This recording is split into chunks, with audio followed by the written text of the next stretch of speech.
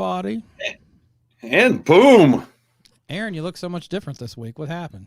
We're missing one again. Yeah, for now. Don't click off yet because Aaron's going to join us in a little while. He got delayed. He's like trying to get out of a Turkish prison right now. I know those. I've had those times. I had to, if you're been not there, done laugh, that. Then I'll take artificial laughter instead. All right, got a few people watching already. 17 people already. Woo! All right. So, hey, how about that kick-ass intro there that I did for the show? That you did. Yeah. As you did, as in you appeared in a couple of the pictures. No, I did that. I take credit for it. What are you drinking? It's a mystery. It's Hard Rock. No, it's not. It's Jaeger and Red Bull. I know it is. All right. No, I did that one. It's cool. Cool. So yeah, so Aaron's delayed a little bit. He's trying to buy a house right now with his wife, so he'll join us in a few minutes. He's probably watching just to make sure we don't make fun of him. So, which I already did once, but I heard that you guys didn't make fun of me at all last week. Is that true? No, we did. Oh yeah. Oh, okay. Well, that's what I get for listening to my mom. All right. So, nice. Getting comments already. You're the comment guy. You're supposed to be watching all this, Ron. See? Acid Trip Massacre Band is on. And Eric Hello. Luzier, Brian Sensalewski. There's a name. Julian Gill, the great Julian Gill, is watching tonight. Pat Lucero, the wizard, is on. And love the intro, Eric. Thank you. Thank you, Eric. And if it wasn't for Coffee Talk with a Dika, I wouldn't have gotten inspired to do this. So thanks to you, Pat, and you and them. John Clark, what's up? What's up, John? All right. There's Pat with Paul Stanley. Julian Gill. Craig Broderick from Australia. What the hell time is it in Australia right now? It's tomorrow. Good day. In Australia. It's Saturday in Australia right now. Hey, good day, mate. Doug Fox, nice intro. Well, thank Ron. He's the one who put it together. So, hey, I bought the patent for it. You did? Oh, okay, yeah. Cool.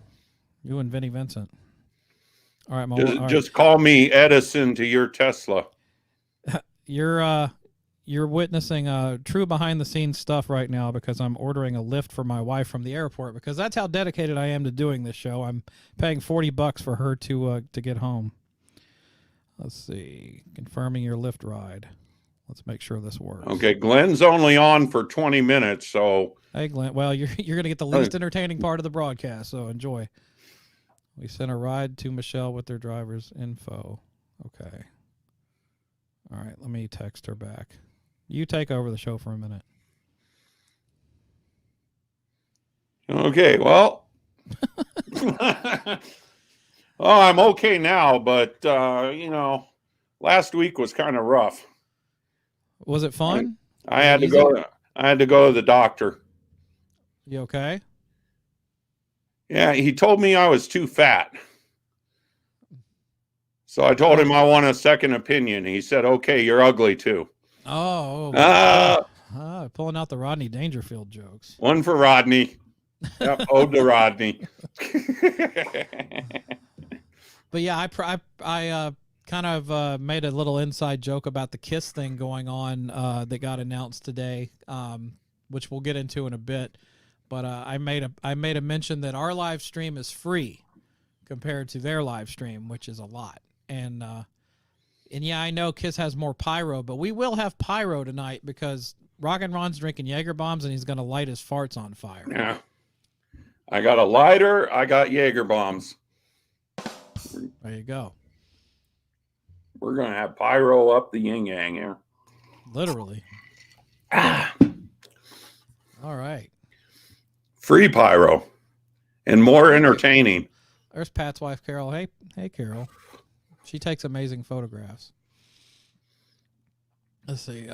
But yeah, so aside from going to the doctor and him telling you you're ugly, what did your week look like? Stressful. Stressful. Yeah, they got us on lockdown again here. Oh, really?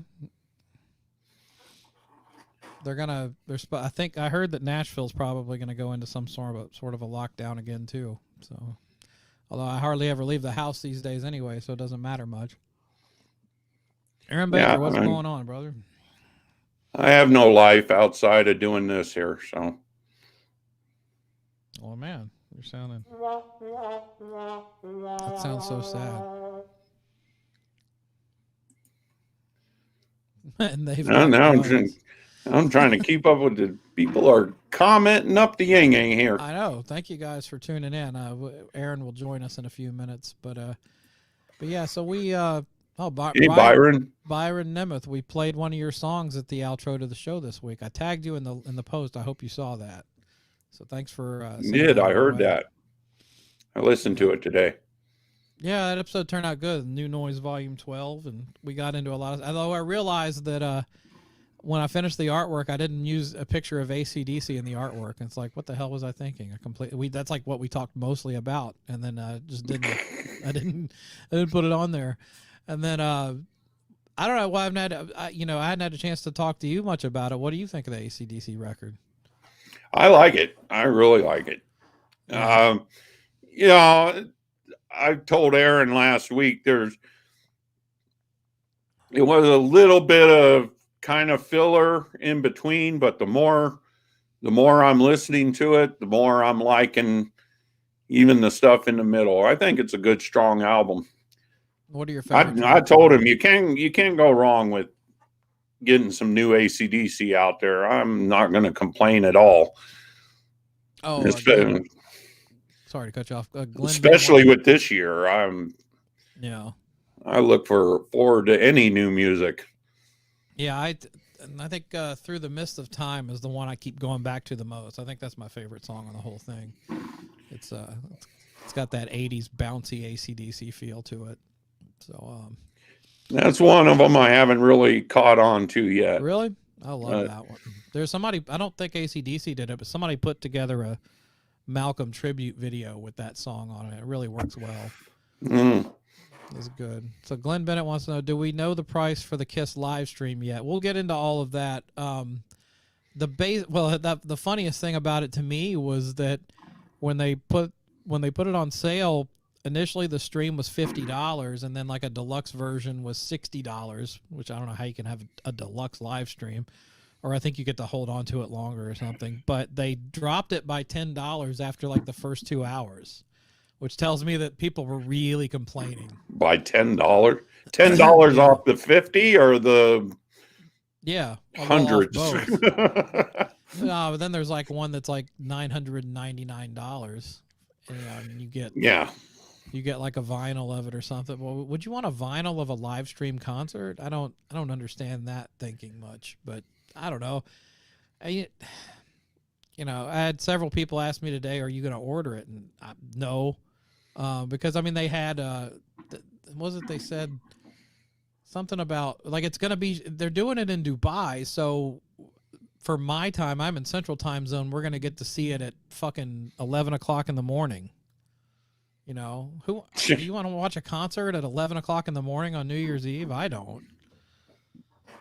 It's all right. Sorry, my wife just texted me back. This is exciting stuff. Well, I'm sorry that I don't want to pay $50 to see the same show that we've seen for 15 years on TV, right. On a live stream.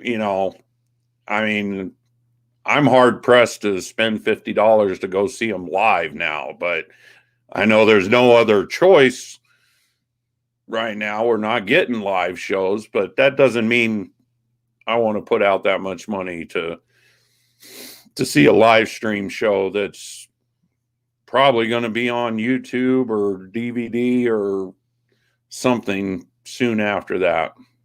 Well, I think they said that there's like a $250 VIP thing, and part of that is you get a Blu-ray of it when it comes out next year. But they mentioned a run of it in the movie theaters next year, which if that's the case, I might go see that. I don't know though, man. I didn't really enjoy the didn't really enjoy the End of the Road tour that much. I mean, I appreciated the show for what it is, but I don't know. I had a hard time, paying $25 to go see them. So, and that's live. I can't imagine paying $50 to watch them on a screen. But if you guys want to watch it and you enjoy it, then more power to you. Just not for me, really.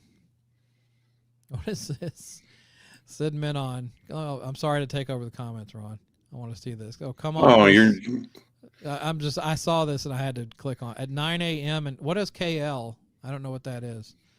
It's 9 a.m. where you are. I'm sure you can tune in for a KISS live stream at 11 a.m. Well, if it were KISS, 15 years ago, maybe. But no, I'll let you take the comments over. Sorry, Ron. That's all right. I'm trying to catch up on him here. Yeah. I can't. I'm not a good multitasker. I can't read comments and if we had 5 and deep cuts, talk to you at the same time. Yeah, if there were deep cuts on it, I might be a little more interested. But it's just going to be the same stale set list, and unless Paul's going to go into the studio and cut new vocals for some deep cuts. And I'm not saying that to make a joke. It just is what it is now. Yeah. Yeah. But I don't know. Is anybody on the stream now? Are any of you going to order the live stream? And if so, tell me why you think it's worth what you're paying for it. Because I wouldn't mind having my mind changed. You can watch it 72 hours straight for $50. Sure about that? I think you can only watch it once for the $50. Maybe I'm wrong. I love his profile picture though. It's Paul Stanley in the Folgers commercial. That's great. Yeah. Oh, Kuala Lumpur. Okay. Kuala Lumpur. That's awesome. Oh, cool. Wow, all the way on the other side of the world, man. Welcome. Sid's been a listener of the podcast for a long time. It's good to see you, man. I don't know. Billy Joe Jimbo. Yeah. I would rather jam a spike in my head than watch 2020 KISS. Okay. Aaron was hoping for new music. Yeah, I don't think that's going to happen. Yeah, and I saw a lot of people talking about, maybe a new album or archive concerts or unreleased songs, and I don't know. They're still kind of beating the current lineup horse right now. So, and if they ever finally hang it up, then I think you can look forward to some of the unreleased stuff getting finally put out. But they're sitting on that stuff like it's like the retirement fund or something. Well, I noticed a lot of people were confused with the announcement because they was taking it as this is going to be their last show. Oh, no, it's not their last show. Well, I mean, the way things are going, who knows? No, I think they'll be playing by late next year again. I think they'll be doing touring again. But I saw some photos. Matt Porter posted some stuff, some pictures of Gene on Entertainment Tonight promoting the concert. So it was like filmed recently. And yeah, even Gene's put on the COVID weight over this time. He's looking a little thick in the middle. So they might have to take that costume out a couple of inches. He was kind of spilling over into his costume there to begin with. Yeah. He's eating a lot of cookies in his time off. Here you go. No. Julian Gill. There's hope for Strutter. Got nothing better to do New Year's Eve afternoon. Okay. If AC/DC would do a live stream, $50, would you pay for it? I don't know. I don't know that I want to pay $50 to anybody for a live stream right now. I think that seems excessive to me. I don't know. And I know, and like the argument some people say is, like boxing matches and UFC fights, they charge that much for pay-per-views, but that's kind of accepted practice.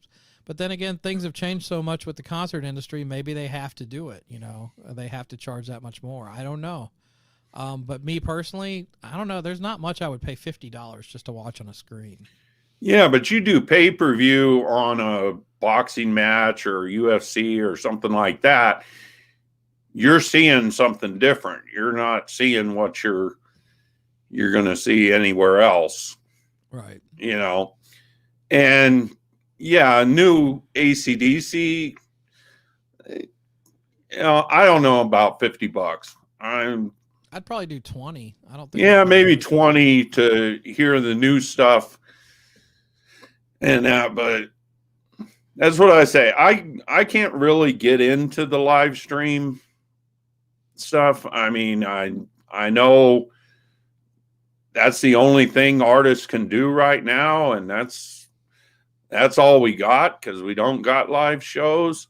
But it's just not the same feeling as going to a live show as watching it on TV. I can watch. I got plenty of concerts on Blu-ray and video Right. that I can watch that if I want to see a concert. Yeah. And so it's just not the same feeling as standing there, having drinks and partying with friends and listening to live music. Right. So I just put the StreamYard link in the comment section if anybody feels like hopping on a camera and joining us. So click on that and go backstage. You can join us while we wait on air, and we'll have somebody be Aaron Camaro's Tommy Thayer, and they can join me. But you have to wear a headband and sunglasses and a goatee. Gotta have the goatee. Yeah. But yeah, I don't know, man. Some people are talking about getting a group of people over to watch it, and that's cool. But yeah, I don't know. What I thought was going to happen though was I thought they were going to have the big epic announcement was going to be like a Black Friday sale. That's what I thought was going to be the big news. So they definitely topped my expectations for that.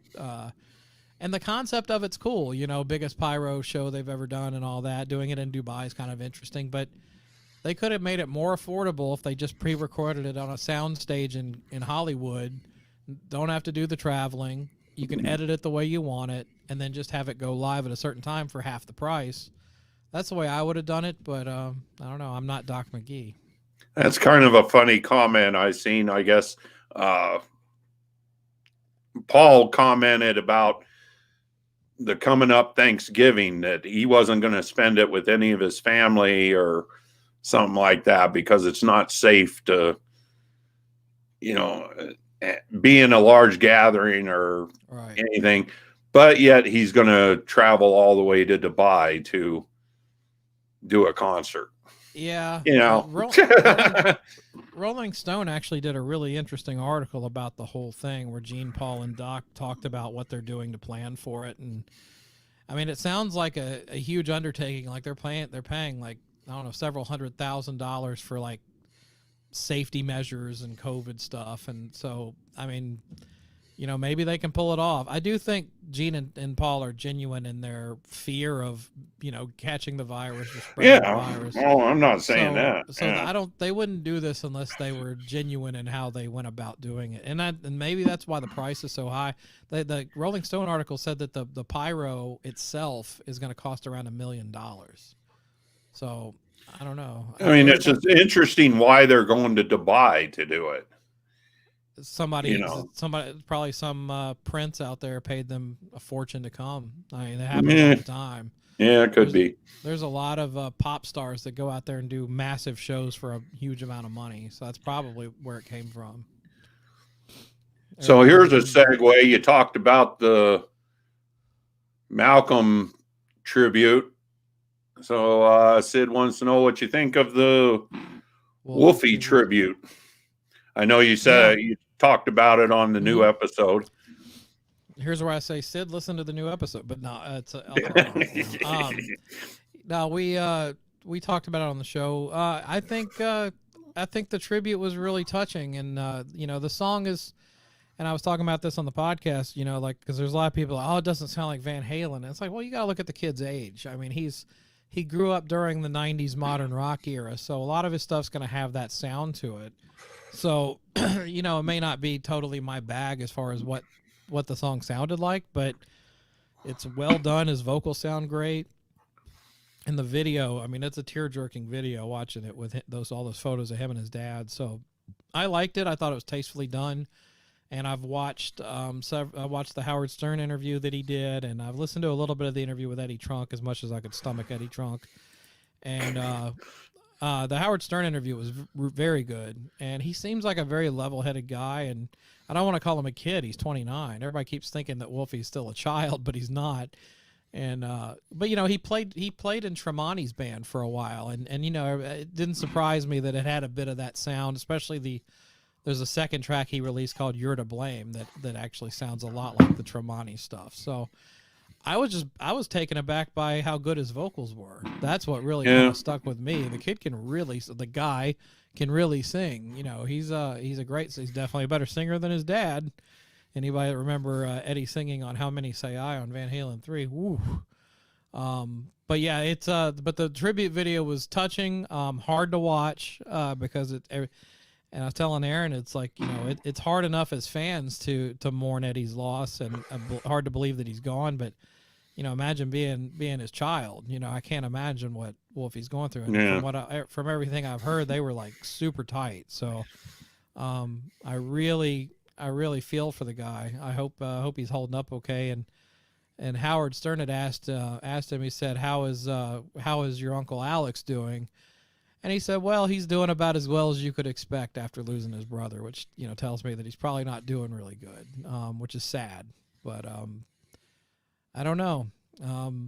I hope that I think Wolfie and Alex are in charge of the vault, and I have a feeling more music's going to get released over time because Eddie Van Halen had a massive amount of stuff put away that never got released, and I'm sure that'll happen. But it'll be done tastefully. I think everything's in good hands with Wolfie. Honestly, I do. Aaron Baker cried during. Yeah, I teared up watching that video. It wasn't easy to watch. Yeah, it was definitely a touching video, and the song itself is, I'm sure, touched a lot of people that have lost loved ones.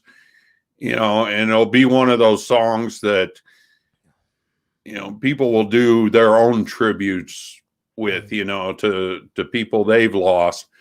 But and as far as that goes, that's great. As far as, is it a song that I'll listen to over and over again? No, not really my thing, but it was well done, and the video is well done, and it was a nice tribute, so. Yeah. That was a good comment. Nobody should expect him to sound like Van Halen. Van Halen is just his name. He's not Eddie. Right. Yeah, and that's true. And and he addressed that on Howard Stern. He said, he's like, I've tried to make it crystal clear that I'm not my dad, and I'm not going to try to sound like my dad. And people need to leave the kid alone and let him do what he wants to do. If you want to listen to Van Halen, dig out your records. I mean, that's all I can tell you. And honestly, I mean, other than A Different Kind of Truth, we didn't really get much of anything from Van Halen for like 2 decades there. So it's not we weren't exactly getting a massive amount of material as it was. So I'm glad A Different Kind of Truth came out, because at least we got a really strong record to finish the band with. Right. And he doesn't want to be compared anyhow. Even if he tried to sound like Van Halen, people would criticize him for that. So he needs to do his own thing. We don't need to have somebody imitating Van Halen, even if it's, his kid or a relative or that, you don't need to imitate somebody, do your own thing. Yeah, for sure. Glenn Bennett, has Alex come out and said anything? I don't think Alex has made a statement. If he did, I missed it. Although he's a pretty private guy anyway. He rarely makes public statements. So I wouldn't be shocked if we don't hear from Alex on this for a while. But, who knows? I mean, I wonder what Alex is going to wind up doing. I don't know. I have a feeling he'll still do something musically down the road. Robert, the past distance is very daughtry. Yeah, I can see that. Yeah, that does have that vibe to it. Yeah. Like you said, it sounded modern. I don't know who you could really compare it to, Daughtry and probably 100 others. Yeah. But like you said, it sounds of the type of music that he grew up listening to, and everybody that we listen to now, all the ones in the 80s, they were influenced by the ones in the 60s and 70s and so forth. So, it's what you grow up listening to. That's what you emulate yourself, Yeah. Oh yeah. He grew up during a time where Creed and Nickelback were top of the charts. That's not his fault. But that's what he grew up around. By the way, I just realized I'm starting a new drinking game. What? Everybody out there can take shots when I'm talking and I say,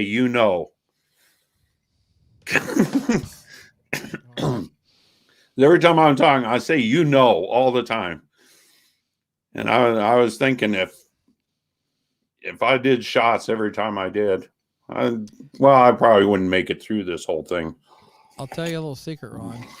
Until you brought that up, I guarantee everybody watching right now did not notice you saying over and over again. It only bothers you. I know. That didn't count. That was I know, not But I'm already catching myself saying it. See ya, Aaron. Oh, man. What was this? I don't hear people comparing Fiction Plane to the Police, so I would just expect Wolfie to sell anything like his dad's band. I don't even know what Fiction Plane is. What is Fiction Plane? I'm assuming it's one of the members of the Police's son's band. I don't know. I'll have to plead ignorance on that. But and Acid Trip Masker says no, Ron. He doesn't want. We're clicking on it at the same time. No. He doesn't want to do your drinking game. I saw my name. Yeah, he does. He'll end up being. Oh, doesn't want to do the drinking. Okay. I thought he was saying no, Ron, as take me off of here. Well, I can take care of that. There we go. That's better. No. Oh, what are you drinking a Pepsi for? Oh, your cover's blown. You're not drinking alcohol. I'm going back and forth here. So you're drinking Jaeger and Red Bull with a Pepsi Chaser? I got to have a Pepsi Chaser, yeah. Ah. Joe Summer is Sting's son. Didn't know that. Let's see. All right, so Joe Summer, wouldn't it be? Oh, that was Andy Summers. Yeah, it's probably Joe Sumner because Gordon Sumner is Sting's real name. Should I do a check-in with Aaron Camaro and see if he has any idea when he's going to join us? So let me type up a Facebook message to him and see if he has any idea. Thank you, Pat. What did he say? He loves my shirt. He just loves that you're wearing a shirt. Well, I'm sure everybody does. We all do. I'm wearing a Dawn of the Rising shirt. It's a band that we've promoted on Decibel Geek several times. Their singer has a Decibel Geek shirt, so I thought I would return the favor. Yeah, Ray Kuhn. Ray Kuhn, that's right. If you're on here, Ray, make a comment. I don't think he's on here. He probably would have commented if he is. Love you. Oh, Acid Trip showing me some love. Ron has a fan. This is scary. There we go. Oh, sorry. Vinny Vincent was checking in for a minute there. So, I thought one thing I was going to talk about, since Aaron's not here to do it for me because he's better at pitching things than me. Any of you guys watching, if you haven't joined the Decibel Geek VIP thing on Patreon, check it out. It's patreon.com/DecibelGeek, and we're doing a lot of cool stuff over there. We're doing the Torpedo Dude Show. It's a KISS podcast. We're going to actually start recording our interviews on video, and those will be exclusive to the people on Patreon. And I started this week putting together kind of a bunch of, oh, what the fuck? Yeah, those are the whitest teeth I've ever come across. No, you haven't seen Mitch Malloy in Great White Teeth, but yeah, he's the singer for the Great Whites. I ain't that good. But they're all fake. It's all fake. It's dentures or something. Yeah. You think? No, I started putting together some mail out stuff for the VIPs with like some trinkets and stuff. And the truth is, I'm just trying to downsize my office. So I thought I would go through some of my stuff, and I'll show off some of the stuff that I'm sending out, and a little segment we're gonna call Rock and Roll Show and Tell. Ooh. Yeah. So I'll bring back. I have a whole stack. I haven't used these yet for firewood, but the ones that I don't use, I'm gonna send these out because they'll give people a laugh. Anybody remember this? Oh God. Oh, I had a huge pile of these things printed, and obviously they became pretty worthless pretty quickly.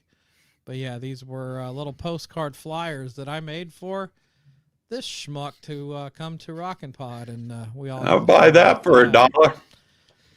Well, hey, no, not really. No. Send me $1, Ron. I need the money. But yeah, so I've got a huge pile of these I'm gonna send out, and then got some little flyers that I made for last year. That was when the residency was gonna be playing the pre-party with Lipstick and 8-Ball, and on the other side, this is the guest that we had at the time, was Ellefson, Michael Sweet, Brian Forsyth, Erie Vaughn, Jason Beeler, and Jack Gibson with other people. That was going to be this year? No, this is from last year. No, that was last year. Okay. Yeah, but these are like extra flyers I had left over, so I thought I'd just show some of this stuff off. And I got from 2 years ago, I had trading cards made for all the guests, and then I also made a little Rockin' Pod trading card. So I've got some of these left over. These will be going out to VIPs too. Do you get bubble gum with it? No. I keep all the bubble gum. There's some other stuff. HBO finally sent me the package of all the winning Doobie Brothers DVDs, so I've got Blu-rays. So I've got these. I've got to send out in the next few days. Have you seen that yet? No. No. I haven't. I just have them sealed. Oh, look at Ross's. You got to put Ross's comment up. Should come in handy. There's a TP shortage. I'm not going to lie. I may have wiped my ass with one about it a couple of years ago. Just saying. Although I heard Vinnie Vincent's planning a New Year's Eve live stream as well, and it'll be $5,000 per stream. No. Oh, there we go.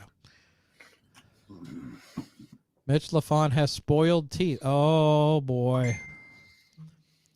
Acid Trip Massacre. You're going to try to get me in trouble and cause me a podcaster feud. I'm not going there. I'm not saying nothing. Yeah, me neither. Sid Minon, will there be a virtual Rockin' Pod if things don't get better due to the pandemic? I'm still planning to have a real one. But if it comes to that, we'll probably go that route if we have to. But I hope you don't have to. I hope we don't have to do that. There will be a virtual element built into it, even if we have it in person, because there are people that can't make it in, obviously. Yeah, so that would be cool. Discounted virtual ticket or something like that, where you can join us. So I'm working with a few people on that. What is this? Oh, but Aaron Camaro will be joining us in 10 minutes, so hang in there and deal with our boringness until then.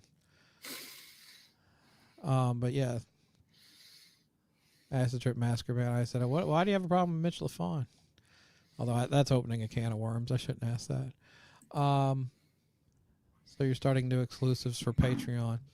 Yeah, we've been kind of loose and lax with how we've done the Patreon. So I'm sending out a bunch of stuff to the existing patrons and gonna look at all the levels and tiers and stuff, and we'll figure it out. And but yeah, there'll be exclusive video. And so we have had exclusive stuff as it is, like, because if you join, Aaron and I also do a thing like this where we just talk about what's going on in our lives, called the Chris and Aaron Show, and that's an exclusive thing for Patreon. If you do that, you get the audio. Ron will put it into a video on a private channel on YouTube, and then that link gets put into the private Facebook group, which is also an exclusive thing for. But it's just audio. Patrons. Yeah, it's just audio. But we're going You to know, start doing more. You don't get to see my pearly whites. Yeah, that's a damn shame. But that's why we do this every Friday night. Yeah. Friday Night Live.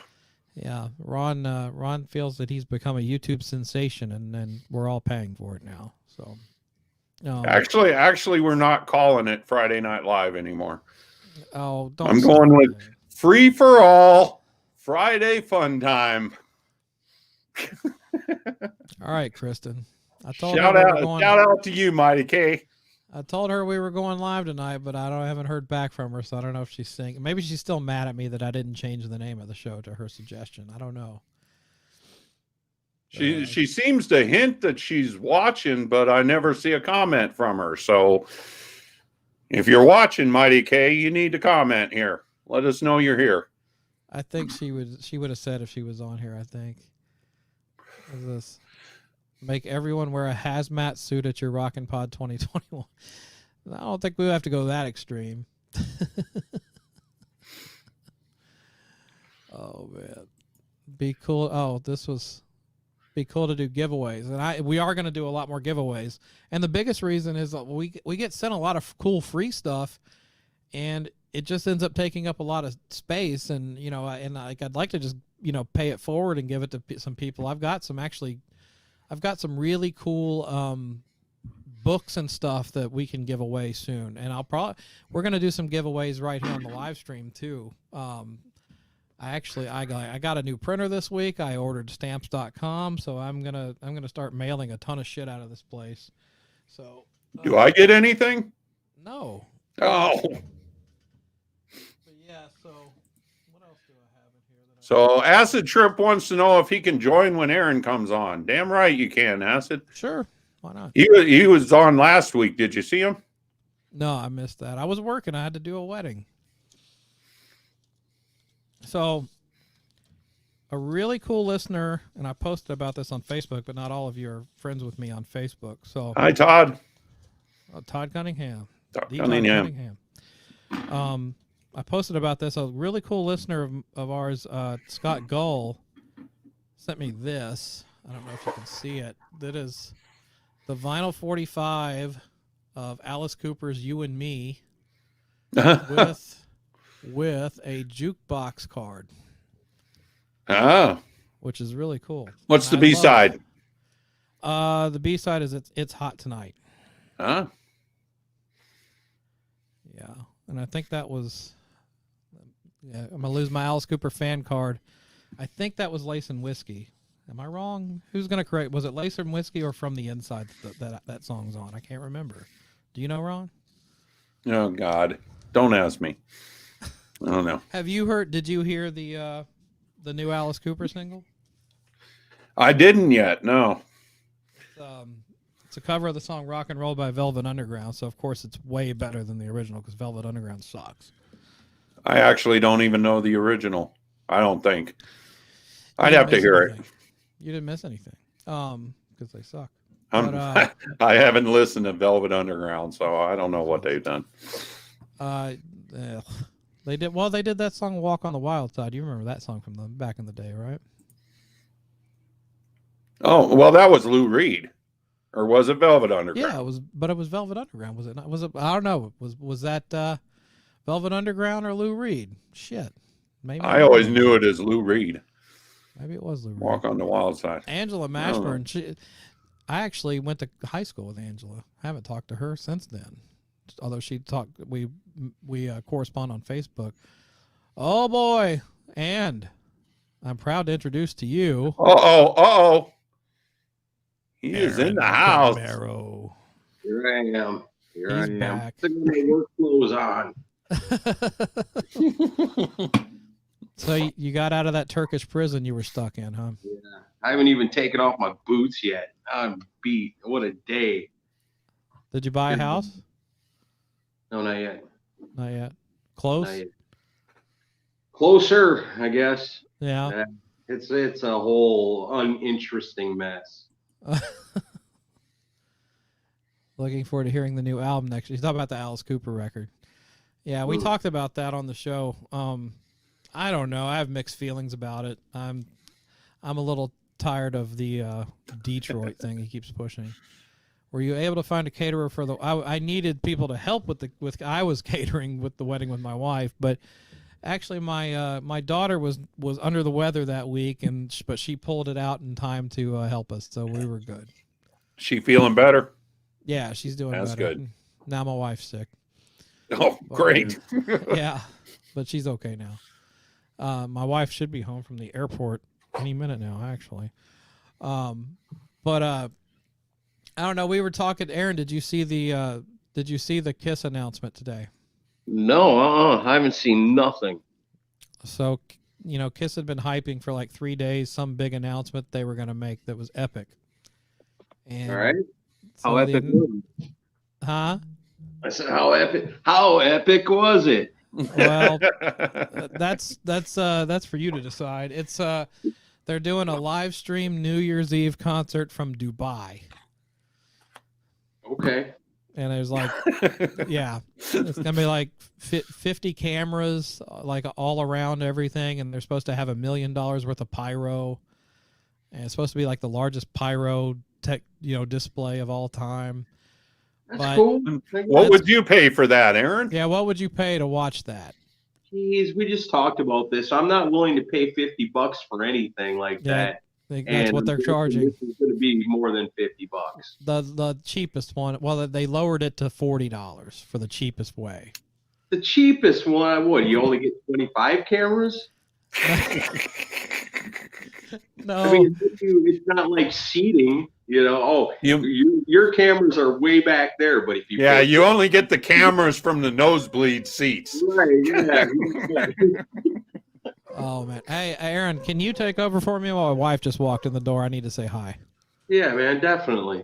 All right, I'll be back in a minute. I don't want to cause more trouble than we already caused here tonight. Oh, that's fine. I've had about enough of him. I'm freaking holy shit. I'm glad to be home. I'm glad to be here with you guys. You got some catching up to do. Yeah, I know that. Got my Hard Rock mug. I know. I ran in the house just quick enough to grab a beer out of the fridge and throw some vegetable juice in with some vodka. And here I am. Actually, this is pretty nice. I got my feet kicked up. I'll stretch it out. I told Chris he missed Acid Trip Massacre last week. Yeah. And he was saying tonight he wants to come on tonight after you get here. So he should be coming on later on here. Just for me? Just for me? Just for you. Oh, nice. We'll see if he's got the same mask or if he's got a new mask now. How are you doing, Ron? I'm doing good. The more I drink, the better I get. There you go. Get drinking then. Hanging loose on a free-for-all Friday fun time. Shoot, I'm gonna keep practicing that. That's a tongue twister, but I'm gonna keep practicing. That's our new title. What's that? This is free for all fun day. Free. See, I'm already screwing it up. Free for all Friday fun time. Is that the thing that Chris and Shane came up with? Yeah, Mighty K said that's the title that we should have. I told Chris, good luck getting that on a logo. Yeah, you can't question the genius of the Mighty K. Yeah. Shoot. Hey, I like it. Is there some drama? Where's the drama? There you go. Nah, there's no drama. Drama. We don't do drama on Friday nights. Oh, no. The drama is behind us now. It's over. If there was any. Eric's got a Guinness. I got my Jaeger bomb. That's And one you got thing. a beer. And I'm a light beer drinker, but I can never, and I can never really get into Guinness. It tastes horrible to me. I don't know why. Some people love it and drink it all day, all night if they wanted to. I can't even take a sip of it. I don't know. Maybe I just had the wrong kind, but I thought it was just called Guinness. Ron, you ever drink Guinness? I'll probably get a lot of shit for this, but I don't drink any beer at all. I used to drink beer like crazy in my younger days. I just don't know. I can't have a taste for it anymore. So I got to do mixed drinks. Yeah, yeah. Now that you mention it, I never have seen you drink a beer. I've never really thought of that before. What changed it? Did you drink beer all the time, and then one night? Yeah, I mean, drink give you different little kinds of buzzes. Like if I drink vodka, it gives me a little bit different of a buzz than if I drink tequila or if I drink whiskey. You know, or if I'm just drinking beer. You know, when you get to that certain point, you know, you kind of the buzzes are just a little bit different. So yeah, what made you give up the beer and go to mixed drinks? I actually don't. I guess beer just didn't start tasting good to me. Actually, I think it goes back to, which some people probably don't know, but I was a DJ for a while, and but I was a DJ and I worked in bars and that doing DJ. I'm never on a radio, but just for you know, working the bars and that DJ, and people would buy me drinks all the time. Well, they would buy me all kinds of mixed drinks. You know, very rarely did anybody buy me just a beer. You know, they was always buying me shots of stuff and that. So I just kind of gradually ended up just doing mixed drinks. Yeah. See, I always remember because I always just drank beer. And I had one time I had a buddy that got his hands on a bottle of Jack Daniels, and you know I didn't know how to drink whiskey like that. You know? So all I ever knew was what you'd see David Lee Roth, you know, and think that's how you drink Jack Daniels, right? And I remember cracking it open the very first time and getting a whiff of it and be like, oh, geez, you know, we're supposed to drink this shit? They're like, okay, well, tip it back, you know, and you know, oh, it tastes awful. And so I never drank liquor. And what finally made me change was I was working at the strip club, and they said, Aaron, you're drinking too many beers. They got the cameras up here. The owners can see how many beers we're giving you for free every night, you know, because I'm up there. Yeah. You know, I'm going to the bar, give me another beer, you know, and they give them to me for free because everybody liked me. But it got to the point where some people were abusing it. And I guess I probably was one of them now that I think about it. But they said, you know, you need to, you know, maybe get a different kind of drink, you know, because if we give you a glass of something, you know, there ain't no telling what's in that glass if they're looking at the camera.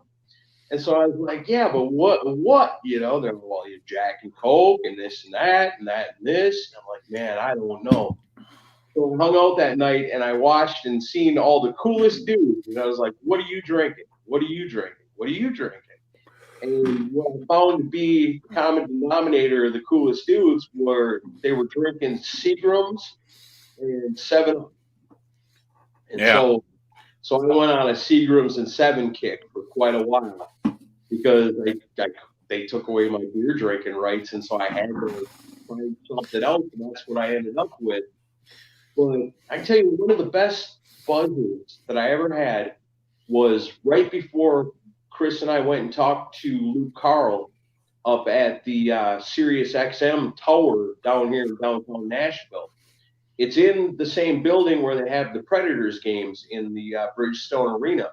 On the back side of the Bridgestone Arena is a little bar. It's a Jack Daniels bar. So what I did was I got a shot of Jack Daniels, and I got myself a cold Coors Light. and had the laptop in there with me and everything, was working on something, and would drink my beer, but then I'd take that shot and I'd take a little sip, just a little smooch, and then I drink my beer, you know, just enough to get the flavor, you know, because I just can't do a shot like that. It's just like that.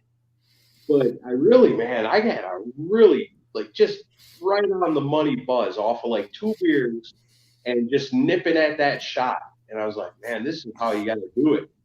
Not like the time I told this house. It almost, yeah.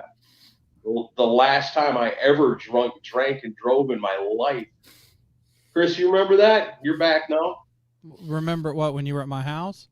Yeah, when you lived in Laverne and I had the command, and you guys had the Jack Daniels, and I actually went and bought more Pepsi to drink more of it. That was Drunk Uncle Day. I was just going to say. Gosh darn it, not enough people give Randy Rhoads the love and respect he deserves. Gosh darn it, don't you know? And I was hammered. Yeah. That's the thing. I can't drink anything straight. Yeah. Even Jaeger, I can't do shots of Jaeger on its own. I have to have it mixed with the Red Bull. And same with anything else. I have to have something mixed, you know, call me a lightweight or whatever, or old or something, but I can't do straight whiskey, rum, any of that. So, yeah, if you guys are ready, we got Acid Trip Massacre back in the house here. Wants to come on and talk to us about some Kiss albums. Sure. So we're going to bring ATM on. That's not him. That's Eric Singer. What's up, dude? Is that a makeup or a mask? I guess you didn't watch last week's episode. I can't hear him. Are you talking? Acid Trip Masker, we can't hear you. Is your audio on? I think your mic's muted, buddy. What's the matter? Cat got your tongue? Ba-ding. Come on. I'm out of here. You got to do a rim shot. I guess all right. He says 1 minute. All right, 1 minute. We'll take him off. Let him work out his difficulties here. All right. There you go. Now I get the rim shot. I remember when I was working at the radio station, and there was this little bar that was halfway between Wausau and Merrill. I can't think of the name of it off the top of my head. Really cool people hung out there all the time. I remember doing something in Wausau and stopping there on the way back. Hey, Aaron, you know, and the bartender's like, come do a shot. And I'm like, I'm not really a shot drinker, you know. I just you buy me a beer, you know. No, you got to do a shot with me. Oh God, what are we doing a shot of? Wild turkey. I said, oh shit. I said, man. I don't want to do a shot. I just want to, and these were different times. Not saying it was a good idea to do it or anything, but I'll just have a couple of beers because I got to drive, you know, back home. Oh no, you got to do a shot. You do a shot, you know, not fine. You know, I do 1 shot of wild turkey. Blah, you know, nasty. Slide the shot back. Thank you very much. You know, I'm just sipping on my beer. Dude goes, let's do another one. Oh, dude, you know, I really don't want to do another shot, you know, that nasty wild turkey. No, you got to. Well, I'm standing right next to a plant, you know, a potted plant. And so he give me the shot, and when he tip his head back, I take my shot and go. So slide a shot glass back to him, you know, and, you know, next thing, do another one. Say, look, dude, I got to drive home after this. I'm not trying to get hammered here. I just want to have to stop in, have a couple beers, say hi to some people, and be on my way. No, Aaron, you got to do another, whatever, you know, serves up another shot, same thing. Hey, here's to you. Gone, you know, in the plant. And this happens like 4 times. And finally on the 4th one, this chick that's standing there sees me dump my shot into the plant and goes, hey, he's dumping his shots out. And that bartender got mad as hell at me. And I told him, you know what? Fuck you, dude. I told you I didn't want to do no shots, and you were trying to force me to do it. So I'm throwing away your alcohol. Stop trying to get me hammered. I got to drive home tonight. But they were mad as hell at me because I was throwing away alcohol. It wasn't my fault. I didn't want to drink that shit. Blech. So Eric wants to know, you guys heard of Motorhead bourbon? Oh, I am. It Half sounds of familiar. we end up in jail. Yeah, I don't think I would be brave enough to drink that. That would be some strong stuff, Motorhead. I'm doing some vodka and soda. Yeah, I'll shots are a young man's game. Aaron talked about wild turkey. I'll tell you a story about wild turkey with me. When I was in high school, well, the house I grew up in high school, I went off to college and I would come home on the weekends, and my dad had a bottle of wild turkey that he kept around. My dad was not much of a drinker. Every once in a while he'd have a shot, and I had started drinking a lot in college, so I decided that I got home on one weekend. It was Friday night, and I was like, I had nothing to do, and I was like, I'm gonna fucking drink tonight. And I didn't want to go anywhere, so I found that bottle, and I started taking shots out of it in my bedroom. And I did this like several weekends in a row, but what I would do is after I would drink what I was going to drink, I would put water in it to make it look like the level of it hadn't changed. And after about a month of this, my dad came into me, he goes, have you been drinking this wild turkey? And I was like, no. I was like, look, I was like, it's almost full. He's like, yeah, but it tastes a lot like water right now. He was so pissed at me. Yeah. We used to do that when we were kids too, because my dad, for a long time he didn't drink, but before that they had like, oh man, they had bottles of like MD 2020. Ugh, that Ooh, stuff. Mad too. Dog. And we, were kids, so oh, this tastes good, and we drink that stuff and then fill it back up with water. But the thing is, if you don't drink a bunch of it in one sitting, you're really ruining it. Yeah, Because you are. once you put the water in, there's no going back to it. And, Yep. eventually somebody goes, I want to have a glass. No, you bucked it. Because they're going to look for you. Who's the only one around here dumb enough to do something like that? That stupid teenager right there, Yep. As a teenager, that was the only time I ever blacked out in my life, was drinking MD 2020 Ooh. on a camping trip, and I was drinking that, and next thing you know, I had a guy and his kid waking me up on the floor of the campground restroom, and had no idea what happened, and I'm like, that's the last time I'm doing that. I just want you to know I'm using restraint and making an Ian Wadley joke right now. I'm just letting you know. Good thing you weren't camping with Ian Wadley. You'd have woke up on the bathroom floor with your pants missing. Yeah, that's probably true. So, hey, you guys want to do this? I remember the Mad Dog for the hangovers. Oh, the worst hangovers off of Mad Dog. Oh, I know. So, you guys want to do this smash or trash idea I came up with? Let's try it. Yeah, I thought we had acid trip back again, but maybe he's still having problems. So let's go ahead and let's do this real do quick. some This is smash or trash. This is and let me play the little intro real fast. Smash or trash. All right. I did that intro. Yeah, you did. No, he didn't.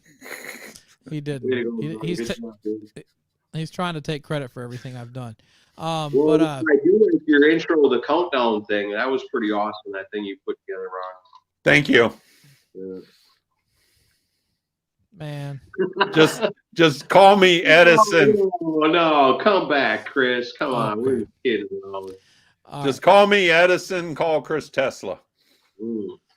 The only recourse he's got is in 100 years, some band that calls themselves Sinzak will write a song called Rockin Ron's Medicine, and but it'll be too late. Everybody will know I invented it.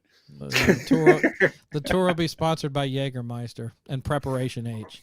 All right. So, all right. So, Did you hear something?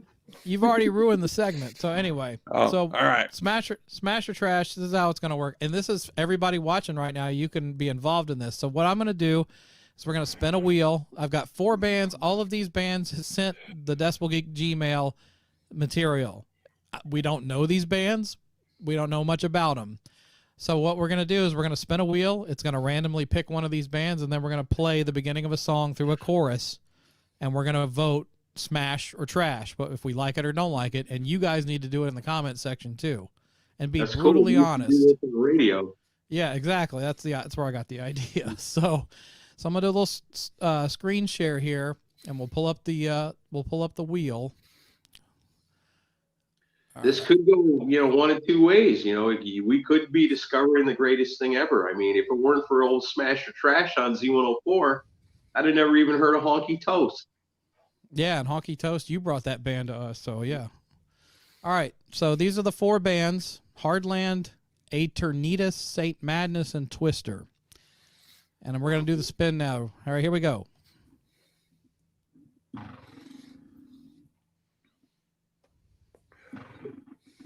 I want Twister. I love that game.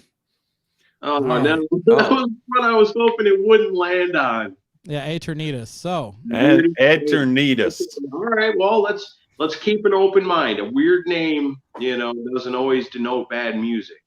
All right, here we go. This is Aeternitas. I'm a Joe fan. Here we go.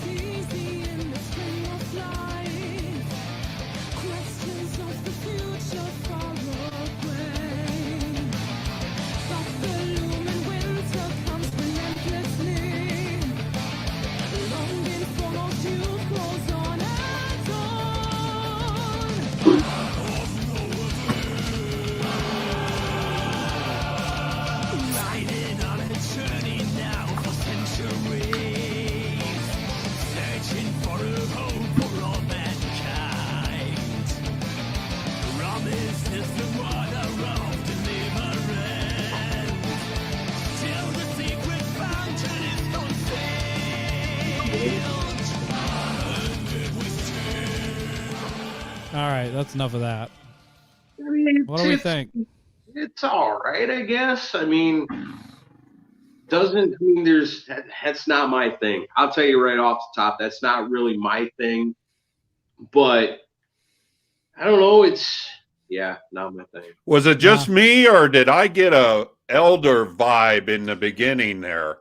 Yeah, I was waiting for the guy to talk about the light in their eyes and all, and having being a true champion and all that shit. Yeah. I don't know. Like somebody brought up Epica, and if you've ever heard of Epica, it's very similar to Epica, but it's power metal with a female singer. I'm not into all the chanting and stuff. I think that's a bit much, but no. At first, it kind of reminded me of that thing like they play at the beginning of Ozzy concerts.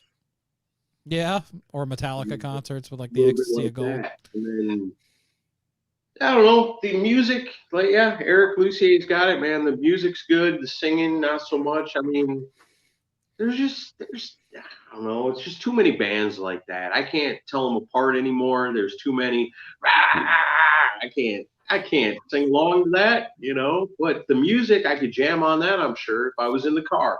That's always the true thing for me. If I'm in the car, am I going to start singing this song when I hear it? No, probably not. But I might start jamming a little bit. So that orchestral shit. I have a problem sometimes. I have a problem most of the time when you start mixing orchestra stuff in with rock music. Like, to me, heavy guitars and, harps and cellos and trumpets and stuff like that don't do it for me. I don't like it. So I'm gonna say trash this one. I'm sorry. I appreciate anybody that wants to send music into the show, but to me personally, not my thing. Not into it. I'm sorry. All right. I will say I did take some notes on all these bands, and Eternitas, that song's called Fountain of Youth from the album Haunted Minds, and it's the band's 6th album, and it's got Henning Basie, who played with Firewind on it, and Glenn Drover, who was with Megadeth and King Diamond playing guitar. Oh, wow. Yeah. Well, if they put out 6 albums, there Yeah. must be some fan base to it. Yeah. What the fuck do I know? You know, I'm just one stupid idiot. They got a lot of fans, you know, whatever. I'm going to still say trash it because it's not for me, but I think the overwhelming majority was trash it, but sorry to say. Okay. Do we want to do another round? I got 3 bands left. Yeah, sounds good to me. Why not? It's easy enough to do, right? Spin the wheel, make a deal. I'm going to cut out real quick because this is a smaller mug, so I'm going to have to refill. Okay. Just while you spin the wheel. Computer and carry it with you. Yeah. I don't get that luxury like you do. I know. Chris has been bugging me for a while. Like, when are you going to set this up on your laptop? I'm like, I just want to hear really good mic quality from you. That's all. All right. I'll be back. All right. Court Lewis says Drover's fan. Yeah, Glenn Drover's a good guitar player. I'll give him that. Ross says this is the way. Look at the Anthony Roush. Nickelback has a lot of fans and they still suck. That's true. It's all perspective, you know. It's right. What you like, what you know. Somebody that is like a huge fan of that band would listen to half of my music and be like, "This is all stupid," you know. So, right. You know, that's just the way it goes. All right, so let's do one more. Okay. Let's see. All right, I'll go back to the wheel. All right, we ready? Yep. Here we go. Spin it.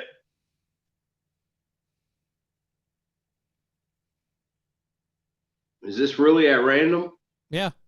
Okay. Hardland. Hardland. All right. I like the name. You know. All right. Hardland. Let's check this one out. Sounds off. Oh, hang on. I got to turn the volume back up. So, hang on. Here we go.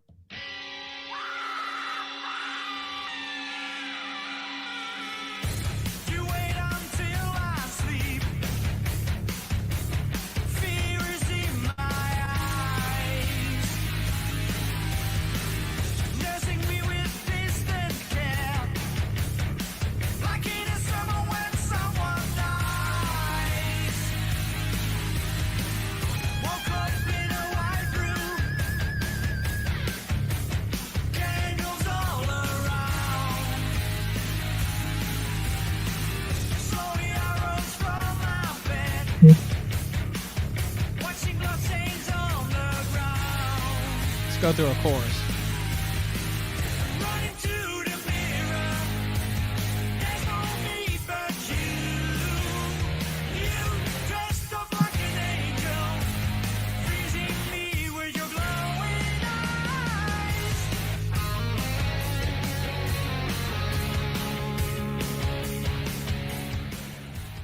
Oh, what do you think of that one? I kind of dig it. I like that one. It's like the opening parts where it comes in, like the vocals kind of remind me of like Saigon Kick. Oh, it's got that cool harmony going on. Right. It's rocking. It's jamming, but not too crazy that I can't get into it. See, there's the test. I could see myself driving down the road in my car, bobbing my head, listening to that, and if I listen to it enough and learn the words, I might even sing along. So yeah, I'm gonna say smash that one. I think I like it. Yeah, me too. I like that one a lot. I think that's really good. Hardland. Nice. Yeah, Hardland. And I'll find for information on Hardland, that's a song called Haunted from the album In Control. They're a Dutch band, and they had a self-titled debut in 2017 called, they're considered melodic alternative rock. You missed it, Ron. That was the greatest thing I've ever heard in my life. Of course it was. Which band was it? Hardland. Hardland. Yeah. Damn it. Looks like a lot of people like it. So they're saying that one's a smash. I love Ross. I mean, it's no Hot Action Cop, but it'll do. How the fuck do you know about Hot Action Cop? They're in Oh, what was that? They have a song called Fever for the Flavor. Fever for the Flavor. That's right. Going back to my DJ days again, I remember playing that thing. Yeah, they're from Nashville. It's better than the new AC/DC. Come on, James. Smash it in the middle. I don't think that's a compliment. Smash, but they wish that Hot Action Cop CD. Do you have that one? Somewhere. It was a weird disc. See, I should have cut out for the Elder thing. A lot of that did sound like Matt Kramer a little bit, didn't it? Yeah. Eric Luzier wants to listen to the other two bands. Do we go ahead and just keep going? Yeah, what the hell? Let's go through the comments real quick. I like it. May have the hook a little further in the yeah. I may have cut it off a little too early. But now you just got to go out there and find the band and like their Facebook page and tell them you heard it on Decibel Geek Friday Night Live and, check out some of their stuff. Hard as a Rock. Hard as a Rock from Hardland. Need for Speed. Slow down, buddy. We need to have an Eric Carr tribute. No, we do. And what behind the scenes talk, Aaron and I are trying to figure out. We're gonna have Wally Norton from CGCM on Sunday for the regular podcast, and we're still trying to figure out what theme we're gonna do. You want to do an Eric Carr tribute or something? It's around the anniversary. Oh, that's no fair. Why? Because I want to be in on an Eric Carr tribute. I did a video tribute on one of the video episodes. What was it? Remember an Eric Carr? Yeah. Yeah, with Gary Corbett. With Gary Corbett. Yeah, you did awesome. I put my own little tribute on the end there. I was pretty proud of that. No, I did that. Oh, payback's a bitch. Yeah, well, if you're going to take credit for my stuff, I'm going to take credit for yours. I know. Karma. All right. Your car tribute was awesome, Chris. That was really cool. I'm glad Thank you did. I worked really hard on that. All right, let's do we got two left. Let's see who gets picked this time. We got Saint Madness and Twister.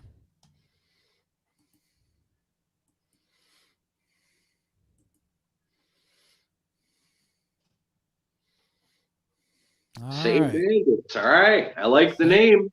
Saint Madness. Saint Madness. With a name like Saint Madness, I think we're in for something good here. I got a good feeling about this. Hope it's better than Saint Anger. Yeah. We can only hope. All right, here we go.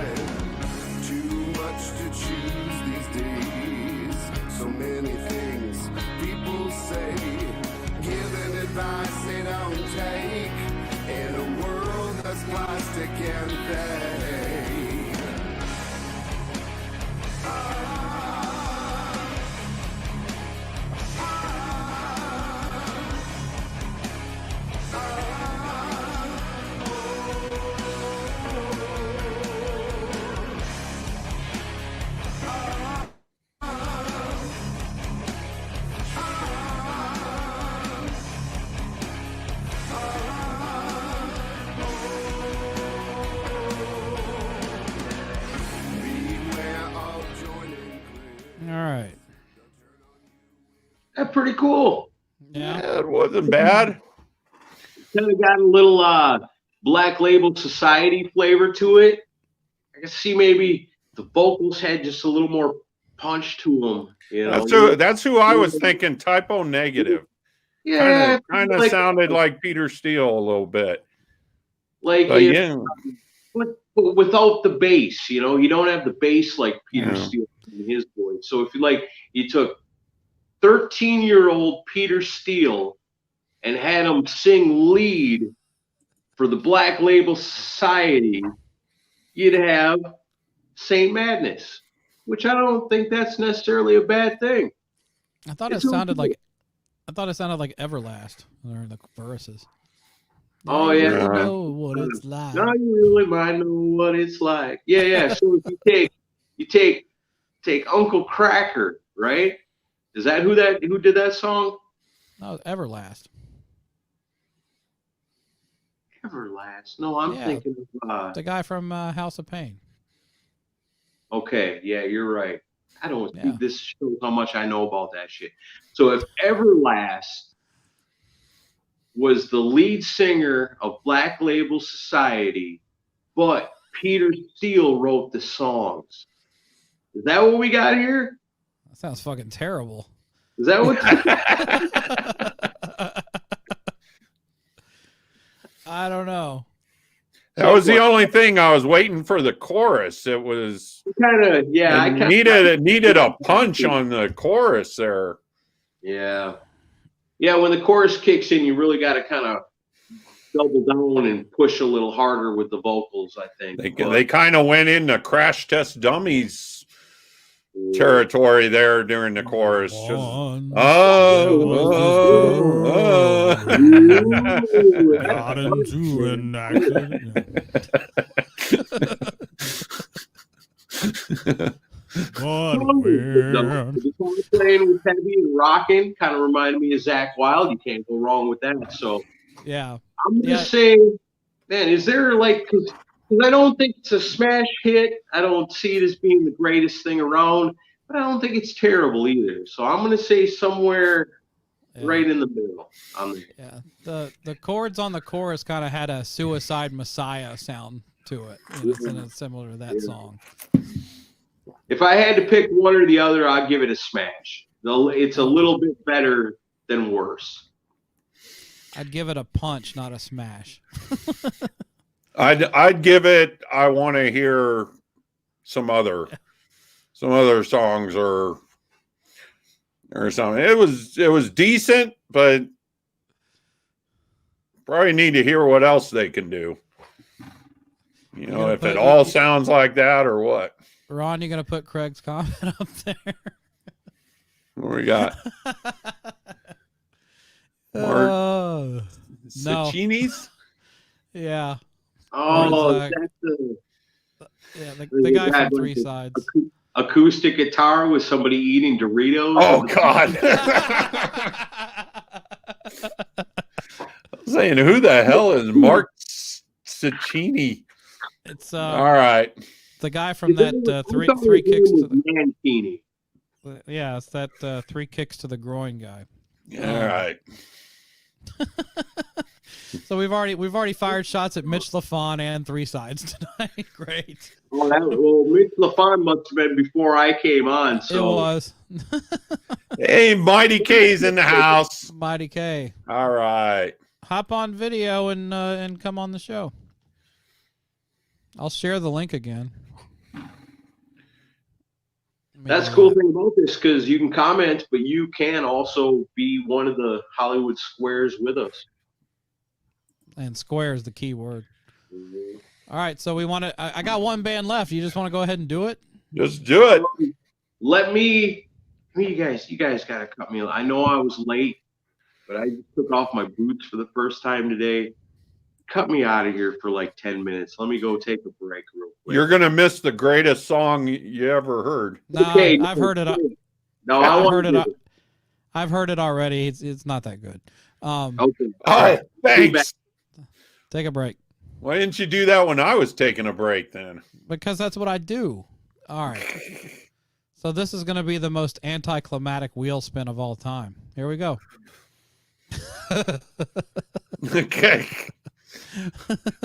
Oh, Gee, I wonder who's what's it gonna gonna win. be? What's it gonna be? Oh my God, it's Twister. Twister, finally. Ridiculous. All right. So we're going to play Twister now. Right foot blue. Right foot blue. All left right, here we hand go. red. All right, all right, here we go. Twister.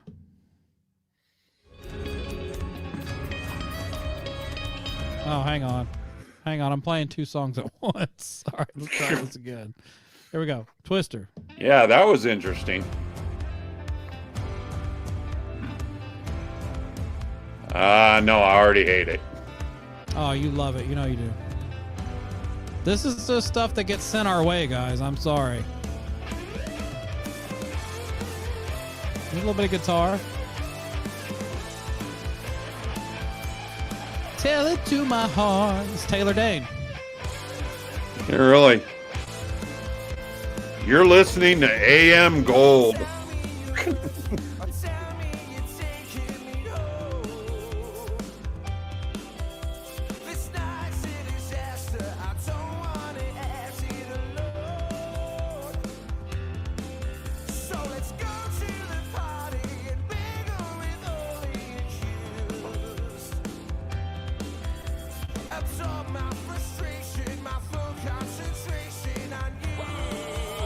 Whoa, what the was that?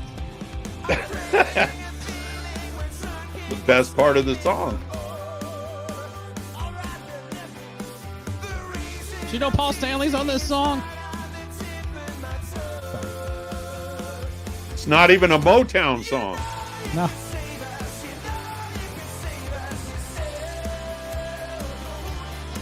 Who likes this?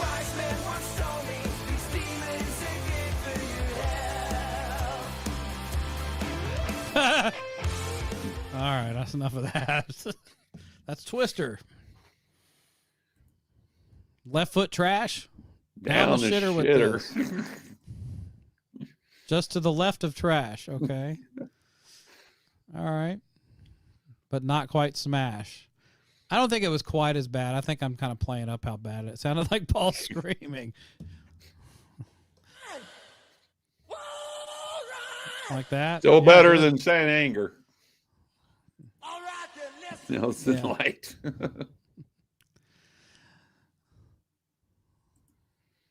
Nelson Light. I didn't know Nelson could get lighter than they were, but smash, that's... Oh, so some people like it. Greg likes it. None more Brown says Yeah. trash it. All right. Trash, nope. Yet not a no. He even went international with his hatred for that song. Either that or his spell check is way off. Yeah. Trash it, sorry, but the vocals don't do anything for and it sounds like Taylor Dane. See? I was right. Yeah, the first time I was like, that sounds like Tell It to My Heart by Taylor. I mean, that's what I've heard Tell It to My Heart sounds like. I don't know anything.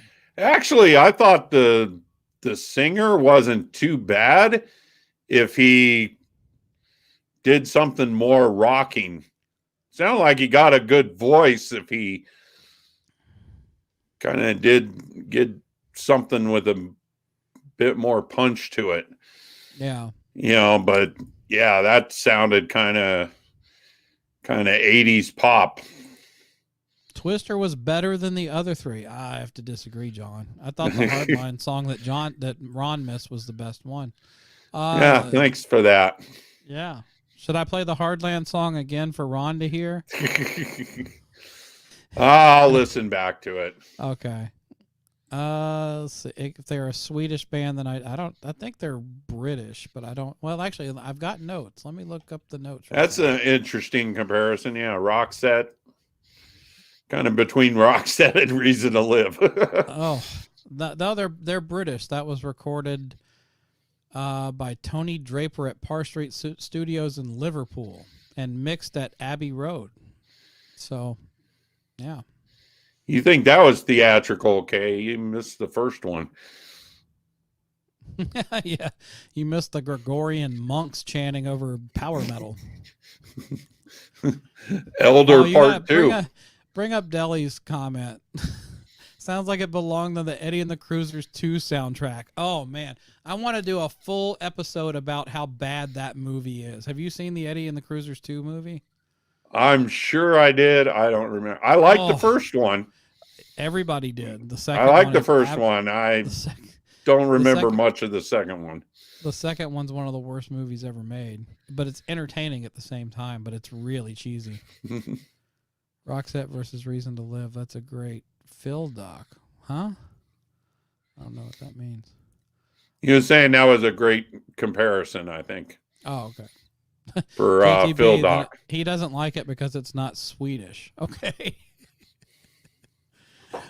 That's too funny. Chris, Mighty K wants me to play the Hardline song again. I'll play a little bit of Hardland again, just to remind people that missed it. We'll just play a little bit. This is Hardline. Ooh, I like that.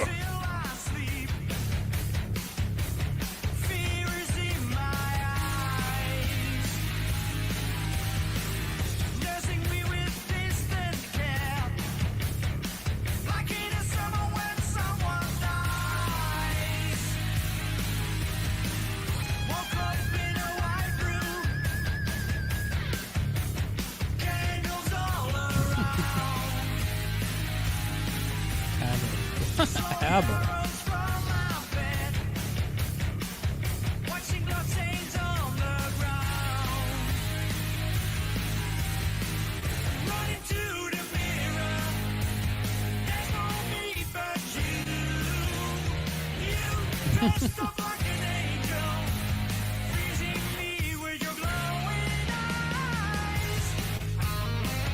What do you think, Ron?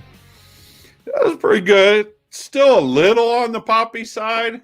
That's what I like about it. But I like the poppy stuff. But yeah, if you haven't seen Eddie and the Cruisers 2, I highly recommend you even pay for it because it is so cringeworthy that you have to watch it.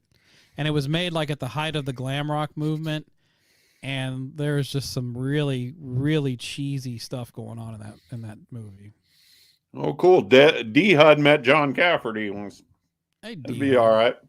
As I say, I like the John Cafferty songs, even though they were Bruce Springsteen imitations, but John Cafferty and the Beaver Brown Band. Beaver Brown Band. Look at JTB. No, not Hardline. Hardland. They're a Dutch band. Yeah, now Hardline. That's a good band. Hardline was great. That was a Neil Sean band. That song. I remember I bought Hot that Cherie album when was it great. first came out. Yeah. Yeah, Hot Cherie. But they were kind of a victim of the times because they came out in like 91, I think. Yeah. So it was too late. It was for that kind of a movement. super group kind of thing. But I loved Taking Me Down off of that. I love that song. I can still listen to that all the time. The guy that was the singer, I can't remember his name right off, but yeah, he put out a really great solo record this past year. Yeah. Good. And he had a guy that listens to the podcast named Jason Morris, who's like a Olympic judo champion. He's friends with the singer for Johnny Gioli, I think is. Yeah, that's it. Yeah. I seen him out at Sweden Rock. Oh, did you? Yeah. Do you still have a pretty good voice? Yeah. Still sounded good. Was still doing those songs good.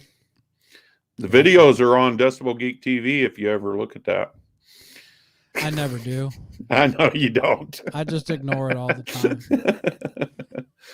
No, I will. And I've watched several of the live videos you captured, and the best stuff I think that Striper set that you caught on the Monsters of Rock cruise, man, that they were really on in that performance. Yeah. That was some of my favorite footage you've caught was that Monsters of Rock cruise footage. All right. So I did some of my show and tell. We gotta do something for you. Did you pick anything out for it? No, I told you have to tell me ahead of time. I did. I talked to you earlier about it. You didn't Alright, say so- we were going to do it. It's Rockin Ron show and tell. So, all right, show something. Well, you got a bunch of stuff behind you. You talked about this Paul Stanley picture behind you earlier today. Tell the viewers what you got there. I don't know if you can even see it from here, but Yeah, you can see it. there we go. It's basically a charcoal drawing of the cover of Live to Win, but it's something my son did in 4th grade. It's really which good. which tells you what his father is, how his father raised him. His favorite was Paul Stanley, and he did that in art class, and actually won the art competition, and it was displayed in a Denver gallery That's great, man. back then. You must have been super proud of him for that. Yeah, oh, definitely. It I actually thought looks it was awesome. it looks cooler to me than the album cover does. I think that'd even make a better album cover. Well, it is. I think he kind of just traced it or something off of the album cover, but it's got a lot more shading and stuff to it. It was really awesome. Oh, you see this? That Houston 2000 poster behind you is the limited edition litho or just the reprint? Houston 2000. Which one is that one? Oh, I don't know. I mean, take the comment off there. You can't see it. Got the naked lady on it. I'm sure that's a reprint. I bought that at a convention or something like that. What isn't that one next to it is the is that the Dodger Stadium poster? To the left of it. Over here? Or to the right of it, according to you now. Everything's backwards and Yeah. stream. We got the World Tour 2014. No, I'm talking about the one on the other side. The one on the other side was a special Halloween night show they did. That's Dodger Stadium, isn't it? Dodger Stadium. Yep. Yeah. That's opening of the Psycho Circus tour. Yep. You're correct. And that was my son and I with Paul Stanley when he did a book signing here for his book came out. The Kiss at McNichols Arena here in Denver. That's when I saw them on the reunion tour. Is that the one where you appeared on the news? That's the one I appeared on the news in my ponytail. I have to. I got to get that video clip so we can use it on the live stream because they're like, sing any Kiss song that you want. And what does Ron pick? We'll go ahead and reenact it for us. Well, actually, behind the scenes, truth is, this is why I'm behind the camera most of the time. With the exception of this, I'm always behind the camera because I freeze up when you put a camera in front of my face. So okay, we'll do that. Yeah. So what people don't know what people are talking, what Chris is talking about here. I was on a news segment back in 1996 for the reunion tour when they came here to Denver. And I was walking around in full Gene Simmons makeup. And my wife and I were walking around looking at the big inflatables and all of that, early on before the show ever started. And a news crew shows up and they go and call me over. So I come over to them and they say, they asked me like 4 or 5 different questions. I don't even remember what they were. Then they said, can you sing us your favorite Kiss song? And I completely had brain freeze. I could not think of a single Kiss song. And I just stood there looking at him and go, like that. And so the news reporter, she goes, how about rock and roll all night? And so I go, okay, all right, fine. And I said, you know, I want to rock and roll all night and party every day. And then I kind of tilted my head and gave her a look like, all right, is that good enough? And that's the part that they put into the news segment is my singing, terrible singing of that song. But yeah, it was pretty funny. Everybody got, all my friends and that got a kick out of it. I started getting phone blown up. You're on the news and everything while I was in the concert, because that came on while we were watching the show, and all my friends seen me on the news. But anyways, is that on? That's on YouTube, isn't it? I don't think so. I think I just put it on. I uploaded it on Facebook off of one of my old DVDs or videotapes or something, that I just put it up on Facebook as a thing. I can send it to you, or well, yeah, because I have to embarrass you sometime in the future. Yeah, put that on Decibel Geek TV so everyone can see it. Yeah. What a waste opportunity. How cool would it have been, like, do you know a Kiss song? Can you sing? You'd be like, I never said I was more than I am. Do what I want. I don't give a damn. What? What is that? Actually, the news reporter was kind of cute. I would have liked to seen her face if I started singing, "Hey, I want to put my log in your fireplace." Baby, you're gonna get played. Hell yeah. Then there's a news story. A news reporter for our station was sexually harassed by a man in Gene Simmons makeup tonight. I'm going to go through you like a hot knife goes through butter. Yeah. Too funny. Anyways, let me get back to the comments. Yeah. I got a show and tell. But yeah, let's do it. Yeah. Check this out. Well, here's the promo. There you go. What is that? BPMD. What is that? This is new. I had no idea this was even out. I was at McKay's, and I do what I do every time I go to McKay's. I go to the O's, and then I go to the OVs, and then I go find the Overkill. And usually it's a couple of CDs in there that I already have. And every once in a while I'll find something different. But that day I went through the Overkills, and it's like, BPMD. What is this doing here? And I pull it out, and it's Blitz Ellsworth from Overkill. It's also got Mike Portnoy on it, and a couple other dudes. It's a covers album. The band is BPMD. The album's called American Made. Man, it's pretty cool. There ain't nothing quite like hearing Blitz from Overkill singing a metal version of DOA by Van Halen. Nice. Interesting.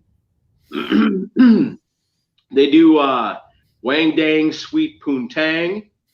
They do Toys in the Attic. They do a cover of Evil, Beer Drinkers and Hellraisers, Saturday Night Special, Walk Away, Never in My Life by Mountain, and We're an American Band by Grand Funk Railroad. It's pretty cool because they take these like 70s songs and turn them into metal songs with Blitz from Overkill singing it. It's badass. And I had no idea this came out this year sometime.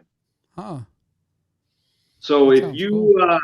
you're a fan of Overkill, and if you're a fan of Mike Portnoy, and you're a fan of 70s rock songs made into metal tunes, yeah, That's it right there. You're gonna dig it. I'm telling you. And it's Very cool. BPMD. BPMD, and I just found it by chance. I didn't even know, but it's brand new. I'll show something I got. Since JTB's watching, I have to thank him for this. He sent me this past week. This is Thin Lizzy, The Adventures of Thin Lizzy, the hit singles collection. It's on vinyl. And I think this came out in like 81, maybe. I don't know. It goes through Chinatown. Yeah. And it's got Whiskey in the Jar, Wild One, Jailbreak, Boys Are Back in Town, Don't Believe a Word, Dancing in the Moonlight, Waiting for an Alibi, Do Anything You Want to Do, Sarah, Chinatown, and Killer on the Loose. I think maybe it came out when Chinatown came out, but it's got like a really cool inner sleeve. See with the logo. Right on. And pretty cool live picture behind it. And Cool. yeah, so I've added to my Lizzy collection. I've added a lot with that box set, but yeah, it's cool to get some vinyl. You gotta send me a copy of that box set, man. I want to hear the Thin Lizzy songs that never got released.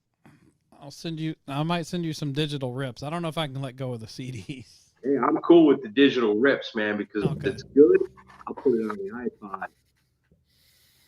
Oh, Mark, I'll tell. Is it true Alice Cooper's doing a metal version like the Void? Yeah, it's Kind of. No cover, right? Yeah, it's called No Cover. Hit Parader's putting it together, and it's although it's kind of ironically titled because bands have to pay like $500 to enter it, so there is a cover.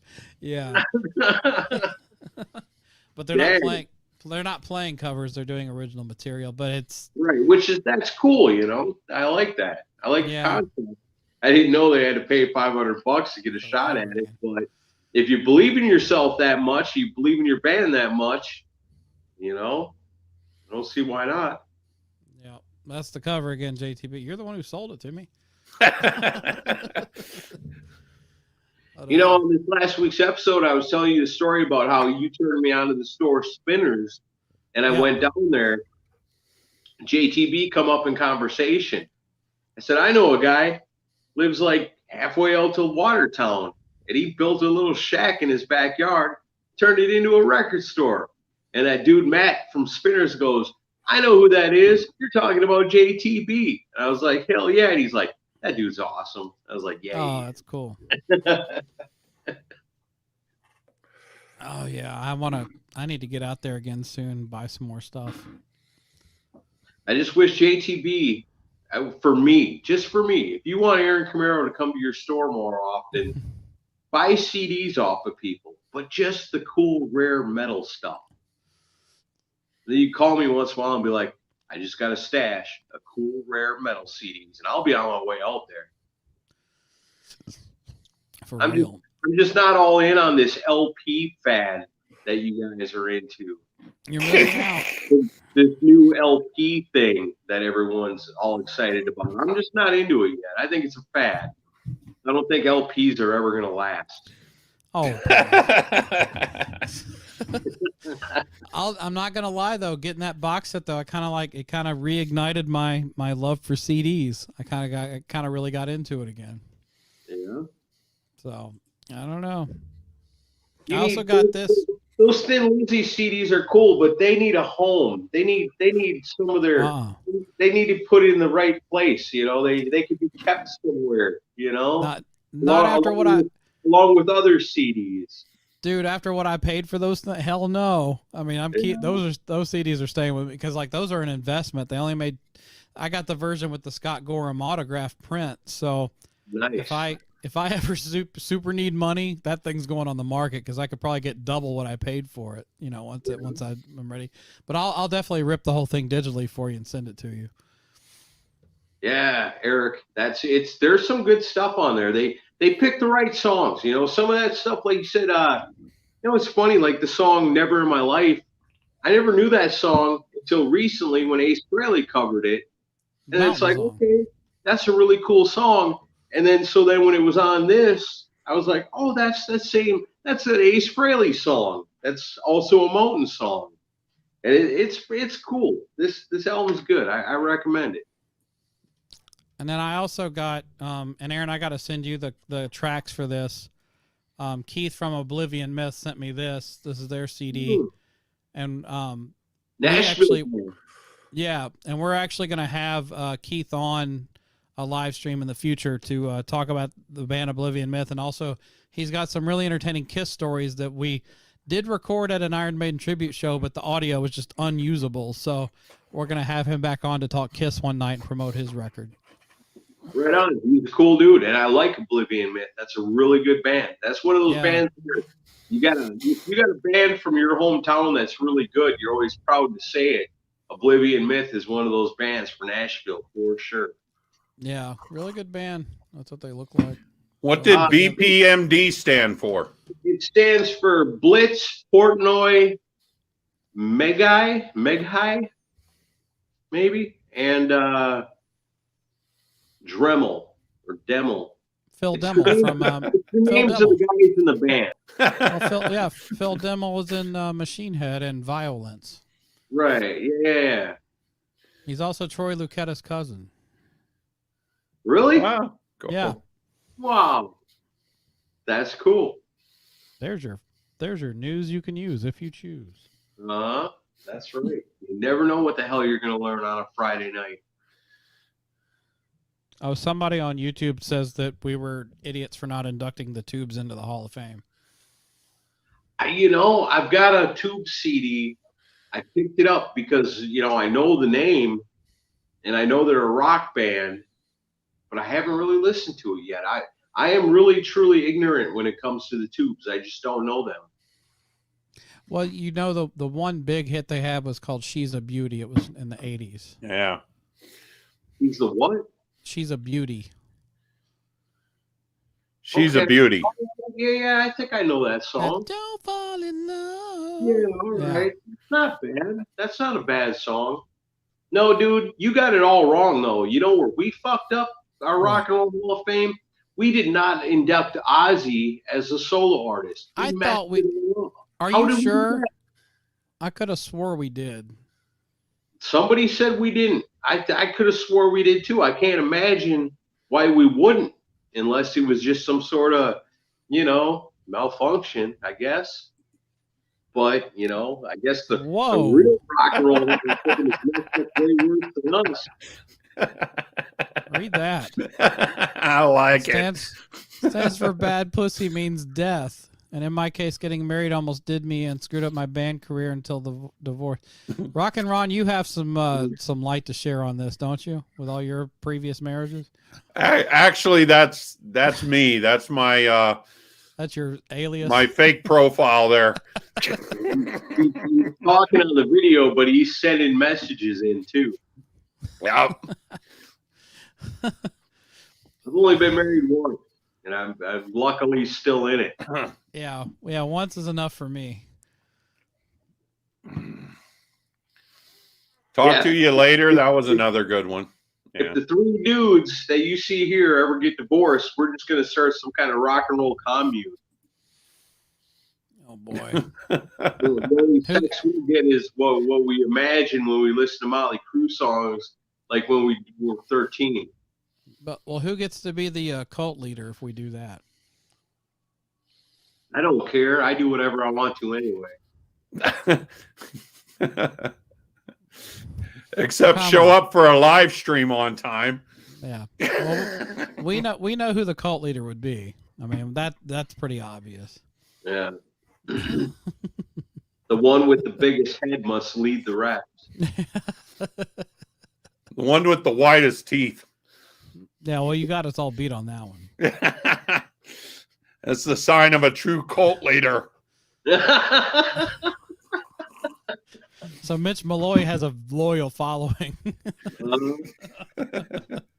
Didn't you see in Van Halen? Yes, my child. Yeah, he gets that a lot. I seen Mitch Malloy and I said, I want some of those.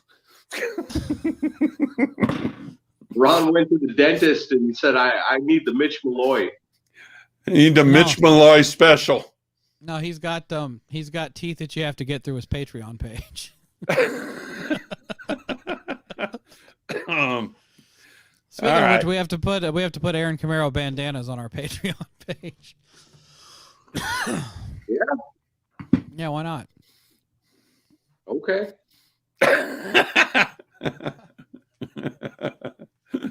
I was telling Ron before you joined us that I'm putting together these mailed out packages to the Patreon VIPs. Show me some of them. So, and a lot of it is me downsizing my office because I have a lot of stuff I got to get rid of, and but it's little trinkets and stuff. And I found a whole huge stack of these that I haven't burned yet for firewood. So you remember this? Yeah, I got some of them too. Yeah, I've got a huge stack of these things, and they, I printed them up, and everything went south about a week later, so they're just worthless now. But yeah, although if Vinny can sell, they were worthless before. Well, that's true. But like if Vinny can sell posters for an event that didn't happen, then I can sell. Then I can give away these for something that never happened too. Well, I had a bunch of those too, and at one point I said, my wife said, "Well, why are you keeping these? He never came. It never worked out. Why do you keep them?" And I was like, "Well, they're kind of collector's items, right? And I can send them to people." And she's like, "Who wants those?" And I was like, "Well, I'll draw little Hitler mustaches on them and like use an eraser on his eyes and make them cross-eyed and stuff. And that'll be awesome." And she's like, "Okay, I get that." What do you guys think of? The plan of mine was draw little Hitler mustaches on Vinnie Vincent and send them to our VIPs. Well, maybe I should do that before I send these out. I would highly recommend it. Yeah, definitely. You can get a Hitler mustache on that pretty easily. So, what do we think Van Halen would have sounded like with Mitch Malloy? Well, they couldn't have been any worse than they were with Gary Cherone. So I'll just say that. Or any better than he is with Gray White. Yeah, he doesn't fit that band at all, in my opinion. No. And I don't see him fitting Van Halen either. No. I guess they must have said, "Man, he's such a handsome dude, and he's going to be in the centerfold of Hit Parader, and he's going to get us, looking good in our videos and stuff. But does he have the oomph, And when you go from Dave to Sammy to Mitch Malloy, super nice guy. I like Mitch. We got to meet him. Cher Bach introduced us to him. Oh, yeah, he's a nice guy. But he to me is like a Michael Bolton type dude. That's what he should have been doing. Like if somebody would have got a hold of him and said, "You know what? We just want you doing sweet love ballads, and that's it. And we found somebody that can write sweet love ballads, and we just want you to look pretty and sing them." He could have made $1 billion, but I don't see him as a real like hard rock guy. I just don't, I don't think that's his calling. Yeah, I met him on the Monsters of Rock cruise, and hell of a nice guy. And I can't say nothing against him personally, but no, he doesn't fit into Gray White. And I met what was it, Terry Illis. I don't know how you say his name.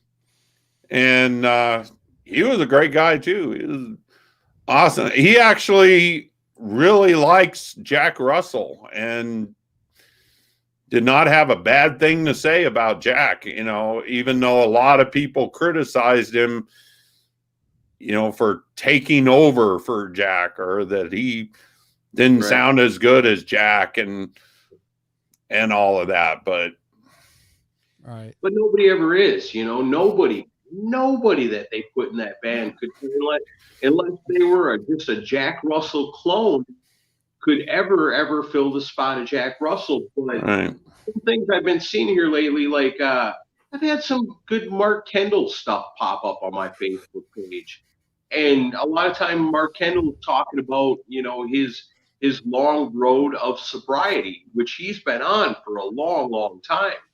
And so like that, you go, as fans of the band, you don't want to see anybody but Jack Russell fronting Great White. There should only be one Great White, and it should be, Michael Lardy and Mark Kendall and Jack Russell and maybe old Tony Montana on bass, and then of course Audie Disbro on drums. That's the Great White I think of. But man, if you are somebody who's decided, I'm not going to drink or do drugs anymore, and I'm going to take my sobriety seriously, which is something, as a drinker, I still respect the shit out of that, because I can't imagine, if I had a real serious problem with alcohol or any substance for that matter, or anything for that matter, to just give it up. Like cigarettes, that's me. That's my bad one, is cigarettes. I have a hard time quitting cigarettes. I've tried quitting a bunch of times. So I respect anybody that's got a bad habit that can give it up, And Mark Kendall gave it up a long time ago. But what they'll always tell you is you never truly give it up. It's every day you wake up and go, all right, here we go again. Today is the day that no matter what happens, I can't drink and I can't do drugs. And so in order to ensure that, I can't be around people that might end up doing drugs or drinking, and Jack Russell, love the guy as a vocalist, super cool dude. One of our first big interviews we ever did on Decibel Geek, but he has a history of relapses, and for somebody that is trying to stay sober and really is fighting the fight every day, it's hard to be around somebody like that, and so I understand where Mark Kendall's coming from, why he does not want to be in a band with Jack Russell, as bad as it sucks that those two can't just be in a band together, because that's the way it's meant to be. Yeah. Well, the thing is, I did see Jack Russell early on, not long after he started up Jack Russell's Great White, and he was not in good shape. He was having a hard time even getting to the stage and that. And then I seen him a couple of times later on, and he improved, and he's improved a lot, and he's a lot better now, and he's doing a lot better. But understand that back when, when he was, fired or left, or however, whatever the story was out of Great White, he was not in good shape at that time. He wouldn't have been able to do big shows and arenas and stuff like that at the time. He's gotten better now, and that's great, because he is a great guy, and hopefully, he keeps getting better. But he was not in good shape at the time. Yeah, it's tough. You can't really understand it till you walk a mile in their shoes, and who really can understand what it was like to be a member of Great White. This is a party band, this is a good time party band. And so when they show up, it's time to party and have fun. Well, we want to rock and we want to have fun, but we don't party, and that's always going to be kind of funny, because we're like, wait, but you're a party band. Like, you play the music that makes me want to drink and have fun. All right. But we don't do that, it's a funny thing, it really is, but you got to respect them for what they're trying to do. Man, it's one of those things where it's the pieces aren't as much as the whole, with Great White. When you get those guys together and they're all firing on cylinders, that is one fucking awesome band, and Great White has caught a lot of shit over the years for being Great White and the situations they found themselves in. But when it comes right down to the music, Great White is really, really awesome. For a long time, that band has been awesome. The stuff that Great White's doing now, not as good. And the stuff that Jack Russell's doing now, not as good. All right. Decent, but not as good. Well, any band that loses the front man, or the main focus of the band, is going to be criticized. Hats off to whoever takes the place of anybody in a band, because they're going to get criticized for it no matter what. Yeah, ask John Carrabba, he'll tell you that. Yeah, exactly.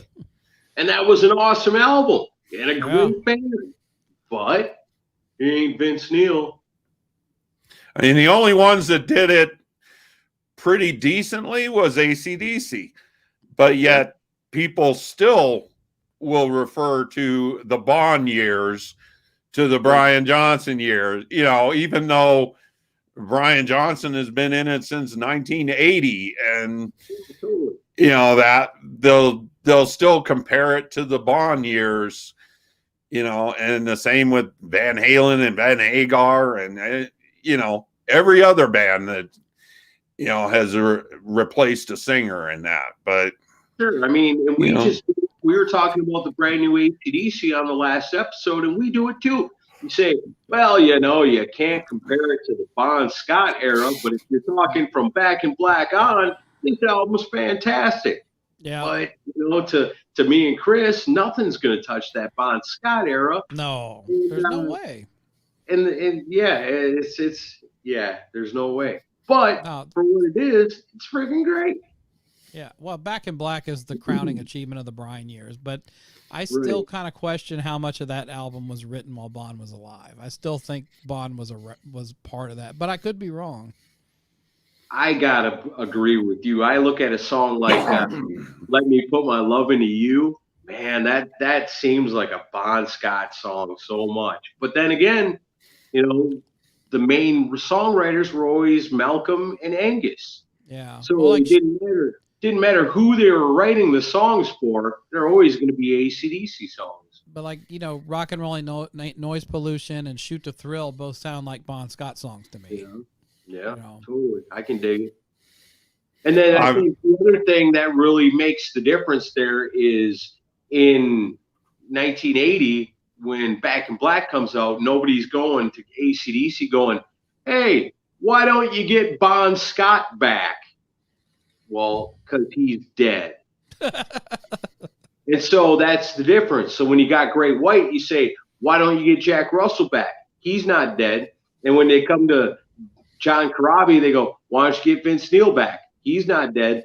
But when somebody dies, it makes it, you know, because you can't go, hey, why don't you get him back? All right. Well, you can do it with holograms. Yeah. No. Yeah, no. Hey, I got to refill my drink. Are you guys okay with going a little bit longer? Yeah, since I was late, I'll stick around, but I might pick up my phone and take a little walk to the patio. All right. while we do it. All right, you guys I'll be back in a minute. What's going on, Ron? So I missed it here, Ross. Who pick a band and a song you wish they would cover? I always go back to I want to hear Ace Frehley do the Billy Joel song. You may be right. Yeah. That's to me, that's the perfect one. I don't understand why. I don't know. It's perfect. But you know, there's so many. I mean, look at a band like LA Guns. They're like cover masters, you know, and Vince Neil's always really good at doing covers. I just you know what I always kind of wanted to do? I wanted to start a cover band, but I wanted to call it the Heavy Metal Doors. I want to take Heavy Metal Doors. Yeah, do covers of Doors songs? But metal. Like you get rid of the keyboards and just metal guitars and drums and bass. Like take them old Doors tunes and just rock them out. I'm not a big Doors fan, so, you know, anything would make it better. Yeah, that's what I'm saying. If it was the Heavy Metal Door, that'd be so much cooler. I'm going to get hate mail for that one. See, I love the Doors. And I really, you know, it's one of the things, the keyboards, I think, is what wrecks the Doors for a lot of people. Yeah, true. Because we even talked to Gary Corbett that time. We were talking about the greatest keyboardists, and I'm thinking like the greatest keyboardists in rock, you got to talk about Ray Manzarek. But even Gary Corbett said, well, that shit always sounded like circus music to me. And I was like, yeah, I can kind of get that. You know, it's not like Deep Purple organ. It's Doors keyboards are always kind of weird, but that took the focus off of the guitar player, because the guitar player is freaking amazing. But you instead of having a bass player, you got like the weird keyboards in it. So I think I think the keyboards kind of wrecks a lot for the Doors. They could have been heavier and cooler. Well, then again, for the times, for the late 60s, that was probably really edgy music, and, you know, It was different for sure. and so, you know, we don't look at it from there. So did Ace do a cover of Eddie Money's I Want to Go Back? Yes. Yeah, and it's really good. Was that on Origins? The first one. No. Oh, the first one. No, that's on I think that's on Spaceman. Yeah. Okay. Yeah. It's really good. It gave me a new appreciation for Eddie Money. I'll have to listen to that. I actually like the Eddie Money song for the most part. Yeah. See, I remember that from being a video, from being a little kid in like the early '80s and seeing MTV for the first time. And yeah, the Donnas. That's my other cover band I wanted to do. We were this close one time to doing a band called the Dons, and it was just gonna be a bunch of dudes doing Donna's songs. Donnas are awesome. I miss that band. They did some awesome Kiss covers, didn't they? They did Speeding Back to My Baby. Didn't they do something on a soundtrack to a movie? They did. Yeah. They did Strutter on Detroit Rock City. Detroit Rock City. That's right. And they do. I think they do a cover of Too Fast for Love. Okay. They take these songs that you didn't realize were sexy, and then you listen to the Donnas cover it and go, "Man, that Strutter is a really sexy song." I remember hearing some Donna's original songs, and they were good too. That was a good band. Yeah, they got. I always thought the Donnas were kind of like if Ace Frehley was the lead guitarist of the Ramones with a female singer. That's what I always thought of the Donnas. Donnas are awesome, man. Yeah. If I could only pick one female vocal band to live with for the rest of my days, it would be the Donnas, without question. The guitar tone in that band is so good. Arguably, they were a lot better than the Runaways. Oh, for sure. Yeah, definitely. Way better. They didn't get the recognition that the Runaways got, but yeah, but you got to remember the Runaways didn't really get that recognition until years after they were gone. You know, after people knew who Lita Ford and Joan Jett were, they went back and discovered the Runaways, because when the Runaways were in their time, nobody gave two shits about that band. Not when they were alive. After just like the Ramones. After the Ramones were dead, everybody loved them, but nobody gave a shit about them while they were alive. Exactly. Not the mainstream anyway. The cool people did. That's what's sad sometimes. It takes somebody dying to get the recognition that they should have got. That's like when I do Camaro's Cutout Bin and you discover a band like 2-Bit Thief. And you feel bad because you go, man, this is an amazing album. The whole thing is really, really good, you know. And you got to think, if a member of that band is listening to this show in 2020, they're going, yeah, well, where the fuck were you in 1991 when we needed you? Yeah, Aaron wants to hear Paul covering Smokey Robinson. Nah, I don't think so. No, I don't. I heard enough. I listened to about 60 seconds of it and was like, no, this is terrible. I don't care what Sinzak says. It's awful. I hate it. I couldn't imagine Ace Frehley doing some bullshit like that. JB, an all-male Bangles tribute band called the Dangles.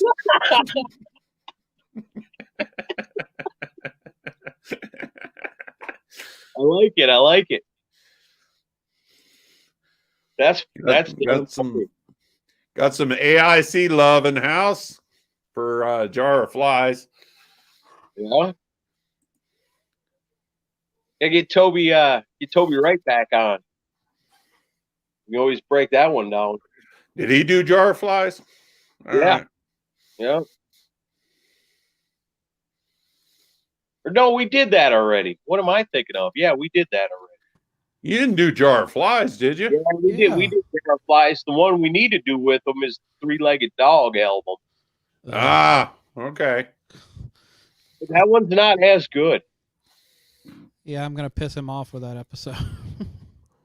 Yeah. Oh, look who decided to come back. Okay.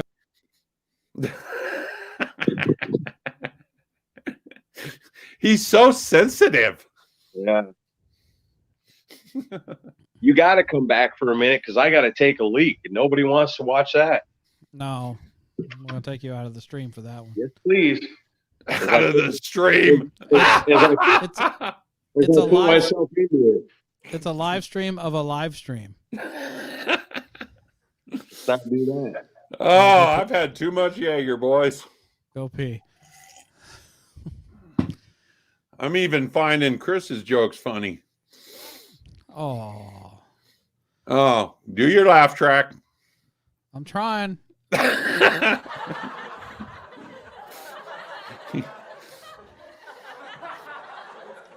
It's not an accurate laugh track because there's women in the audience. Hey, we still got Mighty K on here. She's in the audience. We have one. Well, that's her laughing. Oh, okay. I remember it like it was yesterday.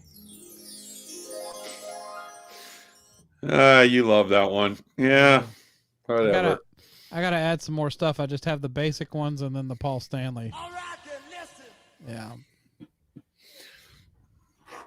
You got to get some Ace laugh tracks on there. Matt Weller's Dick wants to know if we've heard of this awesome new band called Soul Station. You listen to the new episode, I see. Is that anything like Stool Station? That's what that is.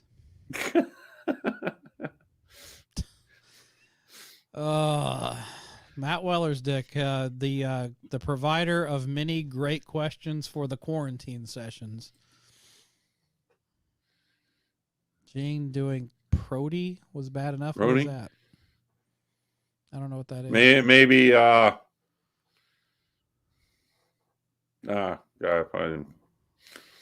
never mind. I don't know. Prodigy. There we go.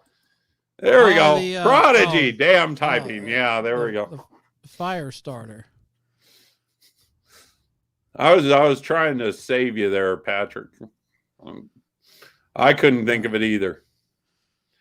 Aaron, everything come out okay? I tried to forget Prodigy cover that Gene Simmons did.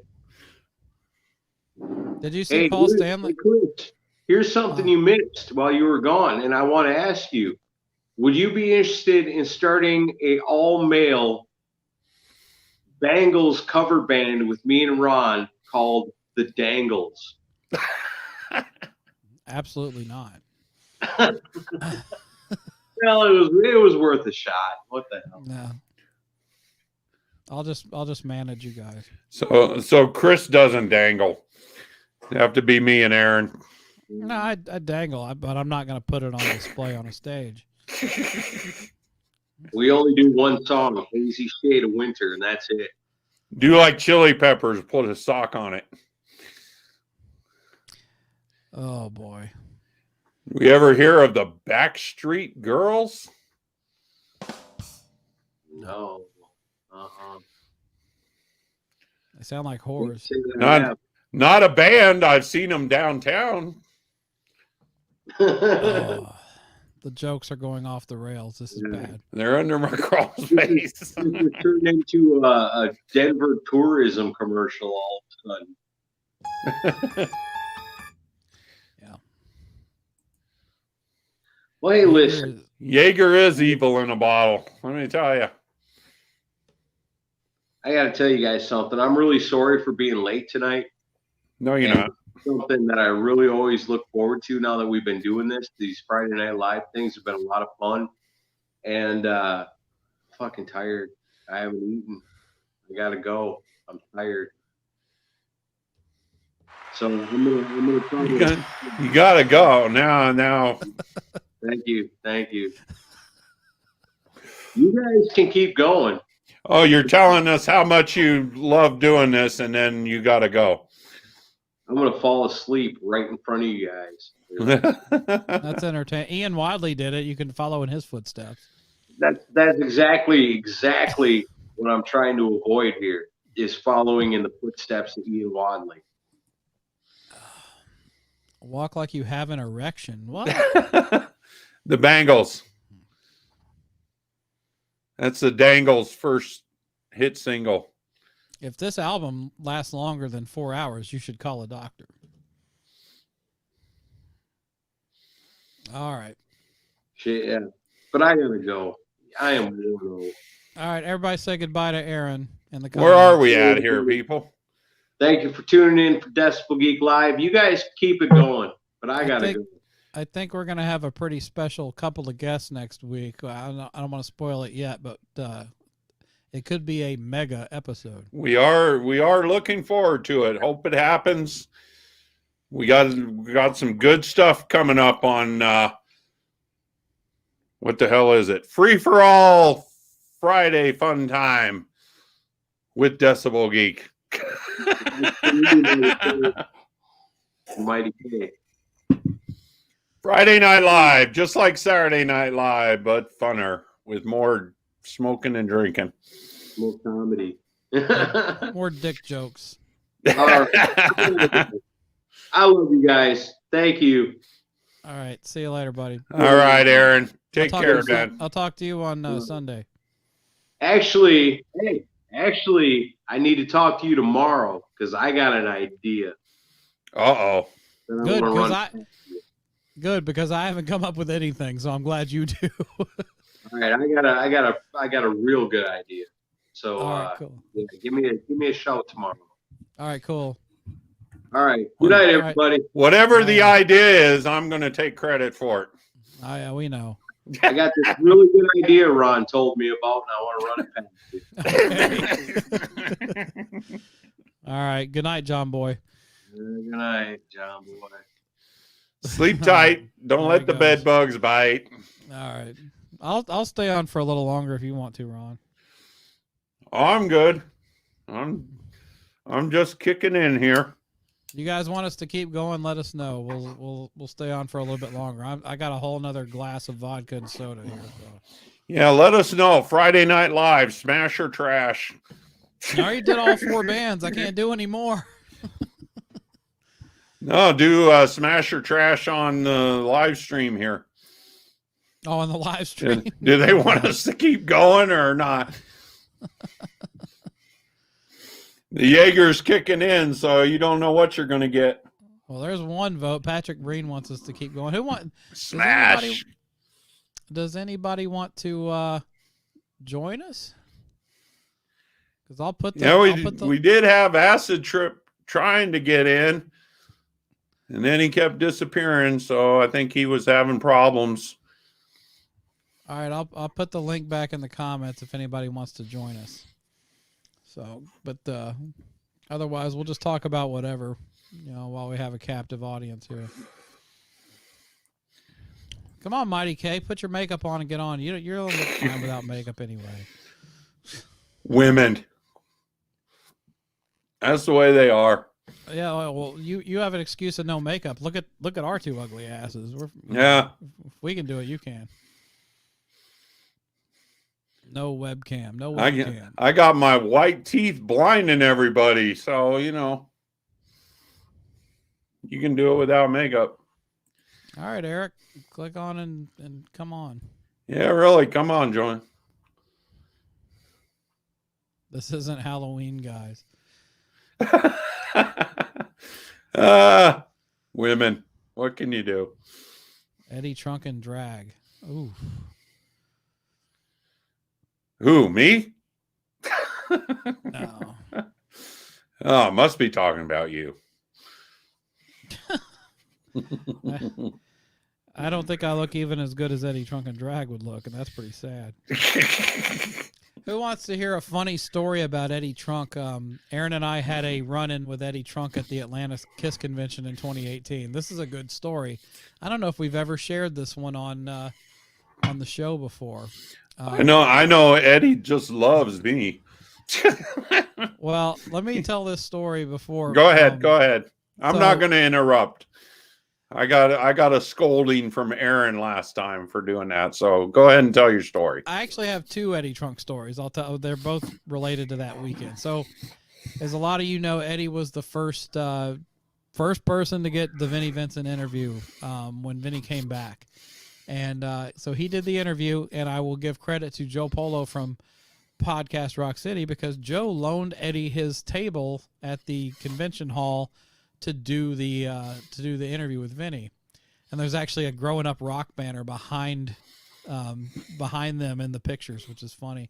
But anyway, so on the Saturday, Vinny's doing his Q&A in the main hall, and all of us are enraptured with what he's saying and everything, and Aaron and I are in the very back of the room in the middle. And we noticed that Eddie Trunk's right there kind of filming stuff on his phone and watching the Q&A. And at one point, Vinny talks about Eddie Trunk and mentions that, I did a big interview with Eddie Trunk yesterday. And Aaron's right next to Eddie Trunk. And Aaron's like, I don't know how drunk he was, but I know he'd had a few drinks already. And Aaron just looks over and goes, "Who the fuck is Eddie Trunk?" And Eddie shoots him the dirtiest look you could ever imagine.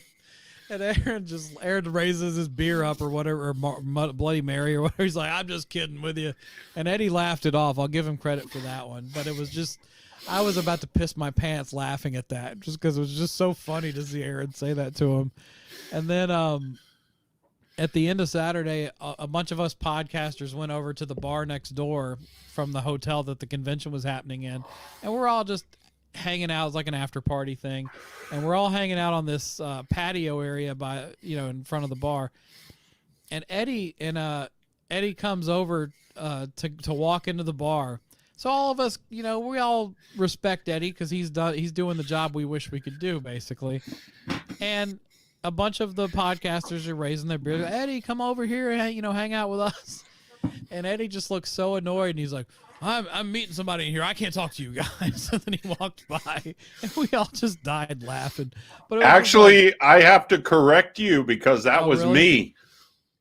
What do you mean? I was hanging out with you. I was just gonna say, if you guys remember when we was hanging out on the patio, and Eddie started walking by, that I jumped up and I was like, "Eddie, we're over here. Come over here." And he just gave a dirty look. He's always giving me dirty looks every time. Well, he was just like, I got to meet somebody in here. I can't talk to you guys. It's like, okay, whatever, big shot. Okay. I just thought it was just so funny. But it was I like Eddie, but like, I don't know. He really likes to inject himself into all of his interviews, which kind of annoys me. That's why every time I've seen him on the Monsters of Rock cruise. I've seen him in Atlanta. I've seen him, a couple other times. Every time that I've seen him, which I don't do to anybody else, but I'll come up to him and I'll just fanboy out on him. Oh boy. And it just drives him crazy because I'll come up and say, "Oh my God, Eddie Trunk, I love you. Oh man, you're so great. Can I get a picture with you?" And he's like, "Oh God, it's that Rockin Ron guy." Yeah, just annoys the shit out of him, but I have so much fun doing it. Well, Ron, you're the one. Now that Aaron's gone, let's go ahead and talk shit about people. No, you've had so many ridiculous run-ins with people that didn't appreciate what you do. You got to tell the Stephen Piercy story. This is a great story. Tell the Stephen Piercy story. So, well, kind of try to shorten it up. He was We did introduce him at Rockin' Skull. Mm-hmm. I think it was 2016, and Rich and a bunch of people. Me and Rich and a bunch of us, and we're all standing backstage, waiting to go up on the stage to introduce him.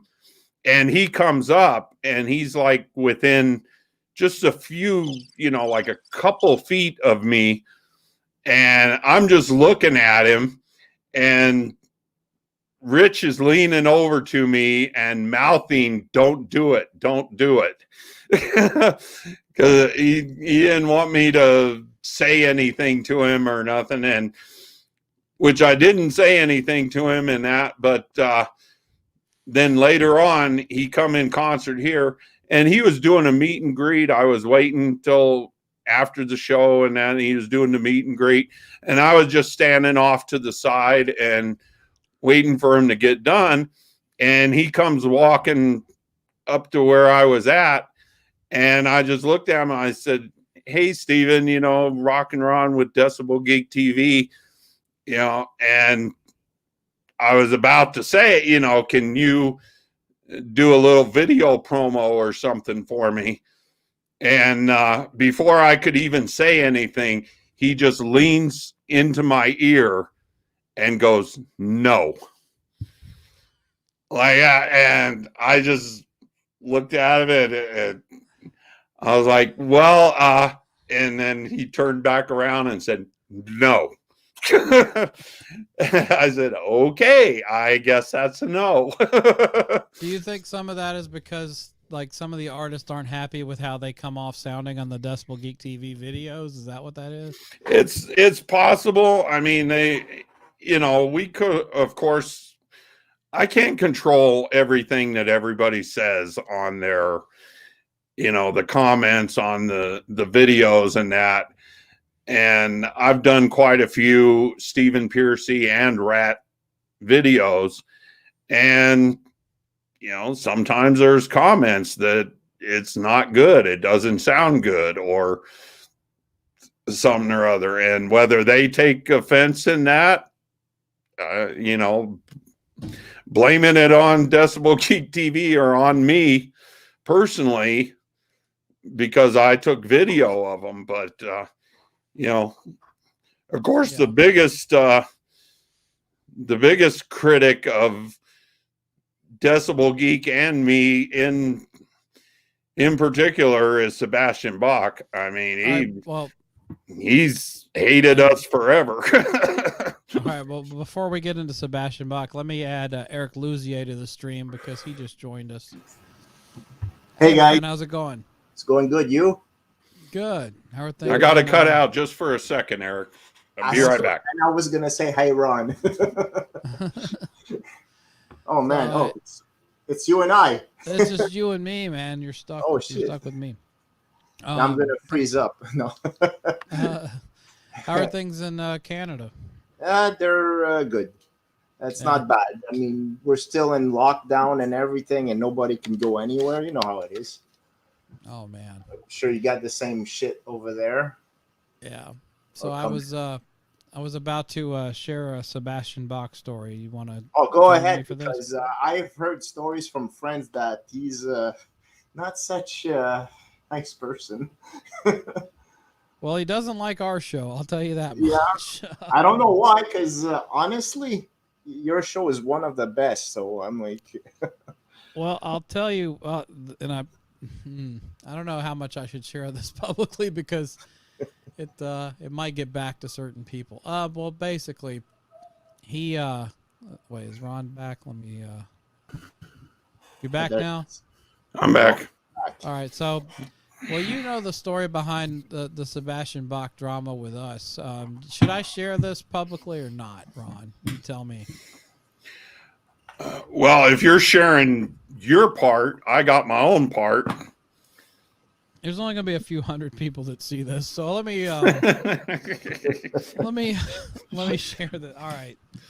So well, after what he's done to me, I could care less what we say about him, but that's just me. I tell you, it's gonna affect. It might affect somebody else that's close to me, but I don't think it's gonna affect because I'm gonna. I'll edit it.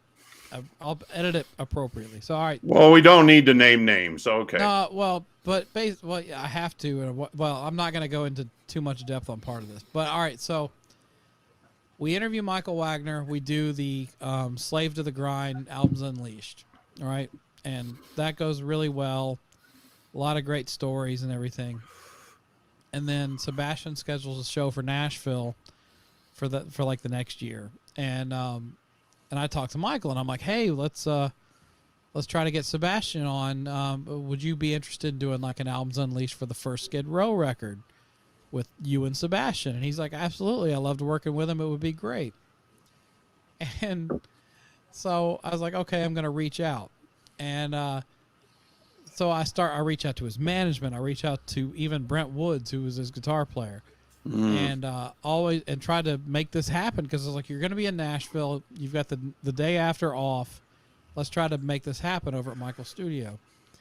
And I never got anything back. It just never happened. So, anyway, when we did the Slave to the Grind episode, a friend of mine who's in Kentucky, he came down to be part of that because he was taking he's like a photographer that kind of hangs out and is part of Decibel Geek. He was running the Instagram page. So anyway, that day that we did the Slave to the Grind episode, he got Michael to sign his Slave to the Grind vinyl album.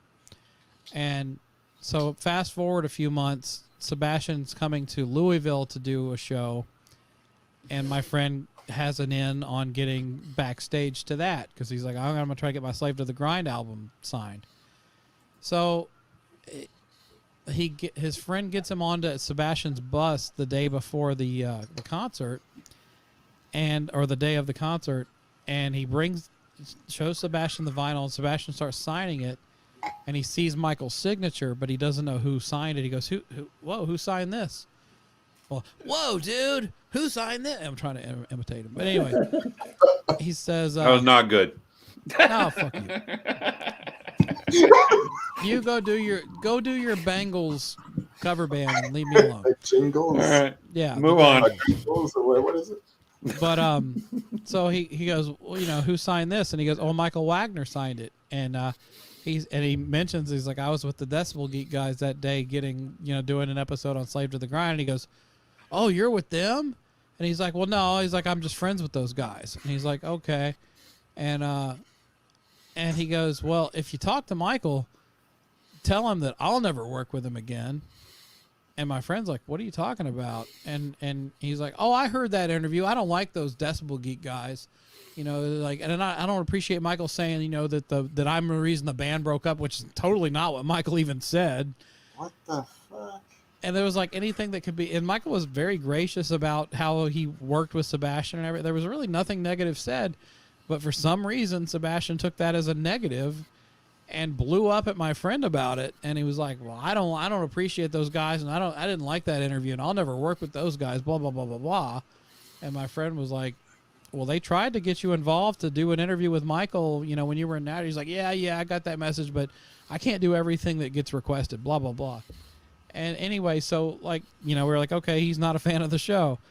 And then I'll let Ron take over the story from there because Ron ends up covering Sebastian at a concert in a barn, no less, Right. in Colorado. And Did you say a barn? in a barn, like a fucking horse barn. And Ron had to deal with shit. Sebastian, so I'll let Ron take it from here. Well, then, yeah, for me, I'm doing for Wolfpack Productions, which is here in Denver, promoters, and I was covering the Sebastian Bach concert, and everything was going good. I was there early on, was watching the sound check and everything. Then before he comes on, the girl that drives them back and forth from the hotel was driving Sebastian, and I think Brent Woods as well. But so Brent Woods knows me from doing the Wild Side videos and that, and he was kind of intimidating to to talk to in that. He wasn't very open, but anyways, so this girl is driving them from the hotel to the barn and to do the show. And Sebastian asked the girl, is that guy from Decibel Geek there? And she says, yeah, you know, he's one of our supporters, you know, and he goes, well, I don't want him filming anything. I don't want him doing my show. What a jerk. You know, and anything. And so she tells me that.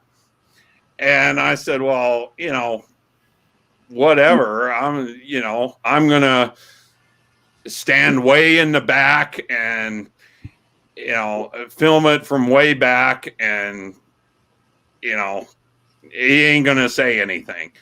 And sure enough, you know, there's hundreds of people with their cell phones up, you know, recording the whole show. And I'm standing way back and got my video camera, you know, up on a selfie stick and filming it. And all of a sudden the manager or somebody comes up, grabs my camera out of my hand and says, are you with Decibel Geek? And I said, yes, I am. And he says, you need to leave. Sebastian does not want you filming this show or doing anything. And of course I was like, well, are you going to take away everybody's cell phone that's, you know, recording his show and that? And he goes, no, just you. Just you. You just need to leave. And so, yeah, I left. And poor Ron is like sending me text messages going, I don't know what's going on, because I didn't tell Ron the story about all this shit. And I was like, oh God, you got pulled into the middle of all this stuff. Oh my God, that's awful, man. I felt so bad for Ron that day because he's like, he got blindsided by this, had no idea what was going on. And those of you that follow me on Facebook, I posted like, Sebastian Bach, still not a fan of Decibel Geek, but I felt so bad for Ron that day because he didn't even know all the backstory. So yeah, apparently that guy holds a grudge. Yeah, but that doesn't make any sense. You didn't do anything wrong. You just, you know, you give all positive comments and he turns around and shits all over Decibel Geek. He's a very sensitive guy. That's why I didn't know what he was talking about, because the girl that drove him did say something about, you know, she said, why do you not want Decibel Geek there? And he said something along the lines of, they did an interview with me and they misquoted me. We never or something like that. And like, we never even interviewed the guy. We wanted to, but we couldn't do it. And that's why I was like, I don't know what he's talking about. I don't know what I did to misquote him or anything. So I don't know what he's talking about. So I'm just going to keep doing what I'm doing. And yeah, it didn't work. They signaled me out from way back in the back of the room and still kicked me out. So, well, and it's a real bummer because I was a real fan of his, you know, growing up. So like I'd still like to interview him, but I don't know, man. He's kind of become unhinged over the last few years, and I don't know. And I know enough people behind this, and certainly, like, I'll still say this: Michael Wagner's always been more than cool about him. You know, Michael appreciates his vocal ability, loved working with him, and Michael was like kind of the first person when I brought up the idea of them doing like an Albums Unleashed together. He was all for it. He was like, I'd love to reconnect with him. So it's just like, it's just kind of sad that Sebastian wouldn't see it that way. And I don't know. That's just the way he is. I don't know why. You know, we wound up doing the Albums Unleashed with Michael and Rachel Bolan for the first record, and that went really great. Although Rachel like kind of summed it up best when I finally had the balls at the end of the interview to say, I showed him the back cover with the pictures of the band members, and I was like, will we ever see these 5 guys in a room together again? And he said, well, is it padded? And that kind of summed it up. Yeah. I saw them live, I think in '88 or '89. Back then, they were with Poison and Bon Jovi. Yeah, that was Yeah, really I was early. in Toronto at the time. I went to see that show, and after that, I went to a club. It was called Rock and Roll Heaven in Toronto, and they were there. They showed up. What the hell? I'm forgetting the band's name now. Well, anyway, Sebastian Bach was there, and they were singing songs, and John Bon Jovi popped out, and all the girls went nuts. The whole place was so packed. I It's bet. oh yeah, but what a great singer. But it's a shame to hear negative stuff like that. Like you don't think you're getting older, you should get wiser and be a nicer person in life, but not a bitter old person and attack you guys Yeah. for absolutely fuck all, man. But I mean, if you talk to anybody that knows him personally, I mean, he's always been that way. Yeah. He hasn't really changed much. But I did you know- hear stuff like that he was Yeah. not such a nice person. well, you mentioned Rock and Roll Heaven in Toronto. Were you at that Vinnie Vincent Invasion show that happened there? No, I think I lived there in '89, around '88, '89. That's my year. That's where I saw Killer Dwarfs, as the joke you were saying on the show, and I told you about it. And then Skid Row, I saw them there, and a whole bunch of local bands. But no, I didn't see the Vinnie Vincent Invasion there. Well, that's like one of the only really well done bootlegs that's out there is them playing at that club. Oh yeah, it was a nice. I don't know if it's still around, but it was such a nice place. Yeah, It was great venue. It was that's a cool. nice place. But yeah. The one thing I gotta say is that regardless, there's been a few of the guys that I've met that were real dicks, but I look past that. I will still listen to Skid Row. I still love me too. Skid Row. Yeah. I still love some of the Sebastian Bach's solo stuff. The same with Stephen Pearcy, same with Rat, and all of that. Even if they're not that nice of people to meet, then I still put that aside, and I don't look at if they're not good people or not friendly or something or other. I still love the music. Yeah, they still got amazing talent. Like a lot of people say, the singer from Wolf Mother, nobody likes to work with the guy, but my God, their music is amazing. I don't know if you ever heard of Wolf Mother, but Yeah, I They didn't. rock. I hadn't heard that rumor about their singer. yeah, well, Yeah, like neither did I. looked at it, the only member left. It's like he went through a whole bunch of different musicians, and he's the only one left. And I heard that he was very difficult to work with.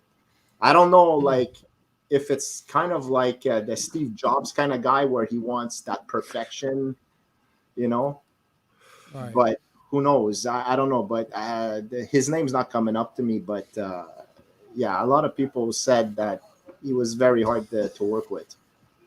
I still make out with. Yeah. Oh my I God. didn't say I'd make out with him, Christian. Oh, sure you would. I'm not going to go there. After enough Jaeger and Red Bulls, I'm sure you would, Ron. Well, as long as it doesn't show up on video. Well, Do you live by the motto $20 is $20? guys got to make a living. Oh my God! It's Jeannie Heard Dubai. What do you think, Eric, of this Kiss live stream? Are you going to pay $50 to watch it? No. No. Look, like I said, somebody's gonna copy it, and next day it's gonna be on some streaming website. And you can watch it from there. Yeah. You can. But I'm sure it could be a great show if they're saying like $1 million in pyrotechnics and stuff like that. That could be really freaking cool. I'm interested in that. That's the only part I'm interested in is the pyro. And Yeah.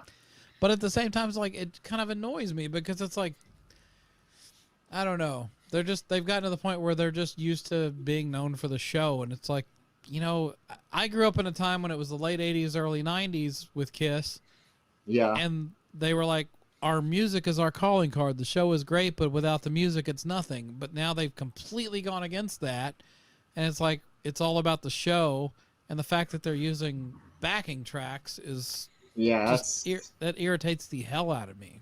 yeah. I can imagine. I've never seen them live. And I gotta tell you, it's the first band.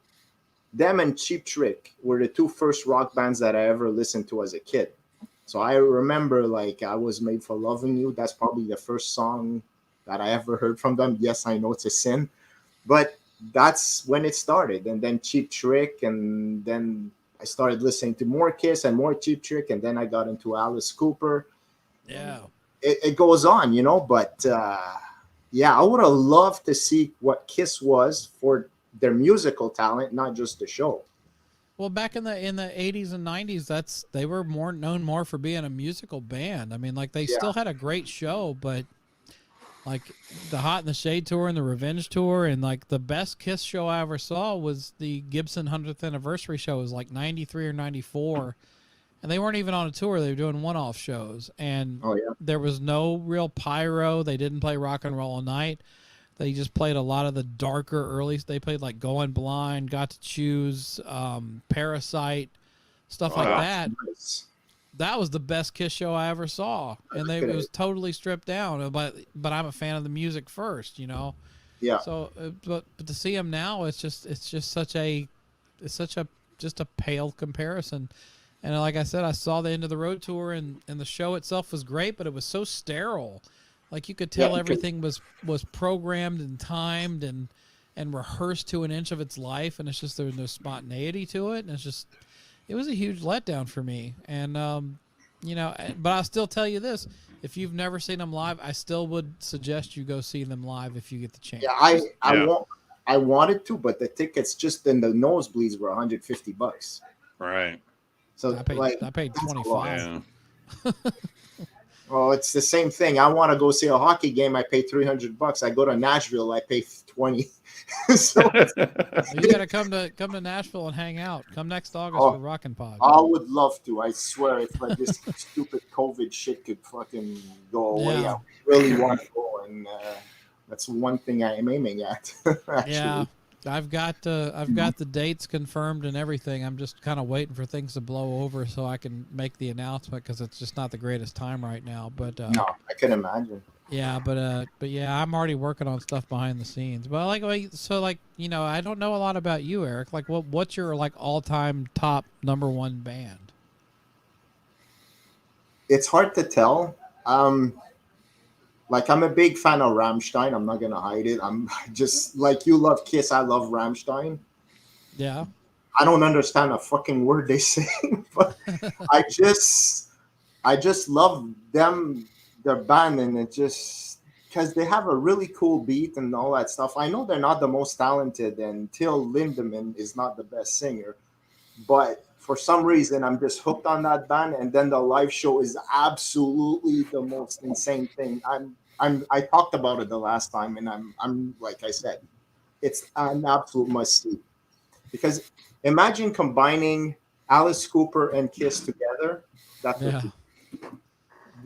what you get, and it's really hard to beat that. Mm-hmm. But other than that, like if you go more, I liked Guns N' Roses a lot. Yeah. And Velvet Revolver, anything involving Slash, because he's my favorite guitarist. Oh yeah. I think for me, he's just amazing, because like I said, I love his style. I like that he's able to play all kinds of styles and stuff like that. And Slash is my #1.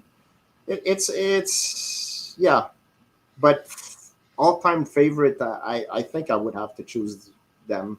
Rammstein, and then I probably would go with, as an individual, I would go with Slash as a musician. Did you see Guns N' Roses on the last tour? No, I couldn't afford it, and that was bad timing. And I was also afraid that there would be a repeat offense that would happen back at the Olympic Stadium back in the day. I don't know if you at that show? No, my friend was, and he said it was a complete chaos. It's Ugh. like, well, first of all, James Hetfield, the fireworks blew in his face, so they had to stop the show. Right. And then they wanted to start the show. Slash was on stage, and everybody was on stage, but Axel was not around. Then he starts popping up, does 2 songs, tells everybody to fuck off. Everybody lost their shit. Start trashing the Olympic Stadium, which looks like a toilet bowl, but it's just they really trashed everything. They got everybody pissed off. And That's they where were back. that's where the Expos played, isn't it? Yeah, exactly. Yeah. It reminds me of I'll make it a quick little story here, but Guns N' Roses came with Metallica, Body Count. I don't know who all else. It was a whole all-day festival thing to the old Mile High Stadium here in Denver. And I think it was a week after the St. Louis riots. Yeah. And yeah, we had gone to that show. I was really looking forward to seeing Guns N' Roses. And what a great show it was. I was a big fan. And Axel came out, I think, sang 1, maybe 2 songs. And then the stage went dark for like 20 minutes. Shit. And then I think Slash come out, did a solo. Then it went dark for a while again. And I think Duff or something came out, did some kind of solo thing. And we had no idea what was going on. Why the hell, they wasn't coming out and doing a show. And so we ended up leaving. And we left the show. I talked to a guy that worked at the radio station that was promoting it here in Denver, KBPI.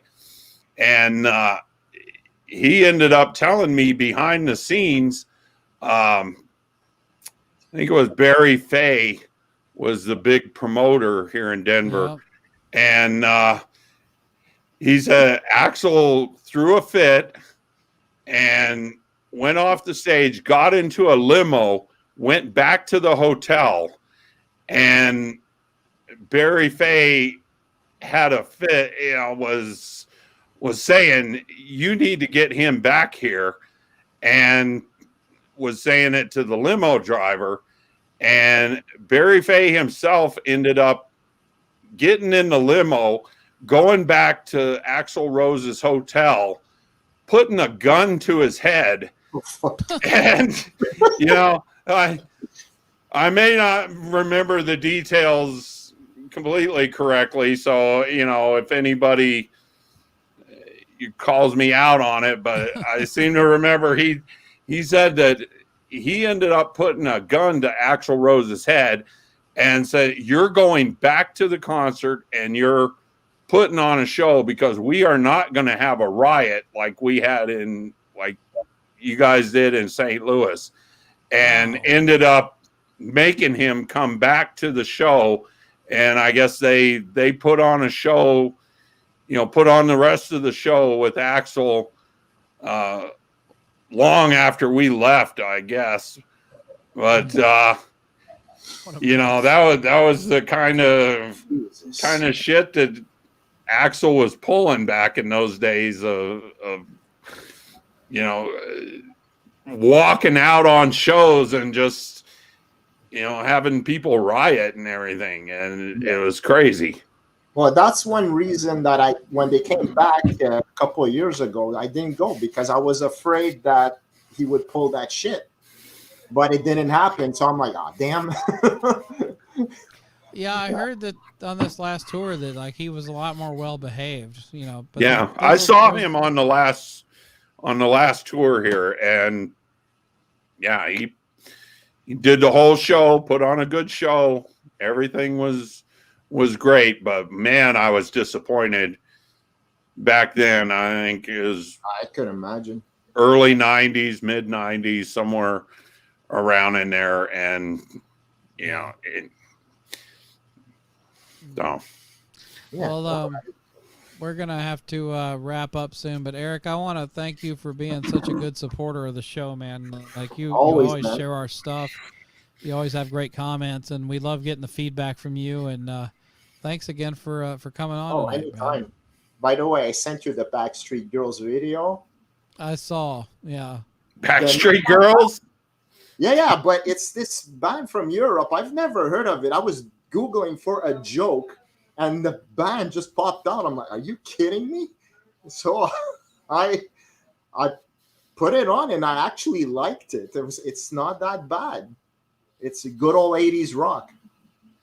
Well, I will check it out after I get off here. But thanks for coming on, and then we'll do this again next Friday. Okay. All right. I'll see you guys next Thanks, time. Eric. Always good right, to see you, man. See Take you care, guys. buddy. Bye. All right. Bye. All right. Well, Ron, we need to. It's been almost 3 hours, so we should probably wrap this up. Wow. Time flies when you're having Jaeger. Yeah, and vodka. My glass is empty, and I'm done for the night. So, but thanks, Ross. Well, hey, thanks to everybody that's hung in there with us. Yeah, we've had a pretty steady crowd tonight. It's been cool. As Chris kind of said, we are going to continue to do this on Friday nights, and we got a lot of good things lined up for you guys. Now Booger Fooger comes in. Yeah, now he wants to join. We're trying to wrap things up. You'll have to watch the replay, Mooger. Yeah, you will, because I got to get to bed soon. My wife just got out of town from being away for a week, so you know what that means. Oh, you're going to get some leg tonight. For sure. For sure.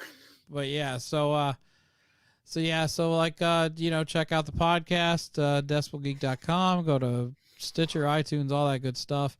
And we'll keep doing this. And YouTube. And YouTube. YouTube ain't bad. Yeah. And we'll be doing this again next Friday, probably with a very special guest that you're going to want to tune in for. I put in a lot of work on those Hall of Fame videos, so you guys check those out if you haven't seen those. Those are really good. But as I was saying, we are going to we got a lot of good things lined up coming up. Hopefully they all come to fruition here on the Friday Night Live. We really enjoy doing this with you guys and love all the comments and interacting with everybody.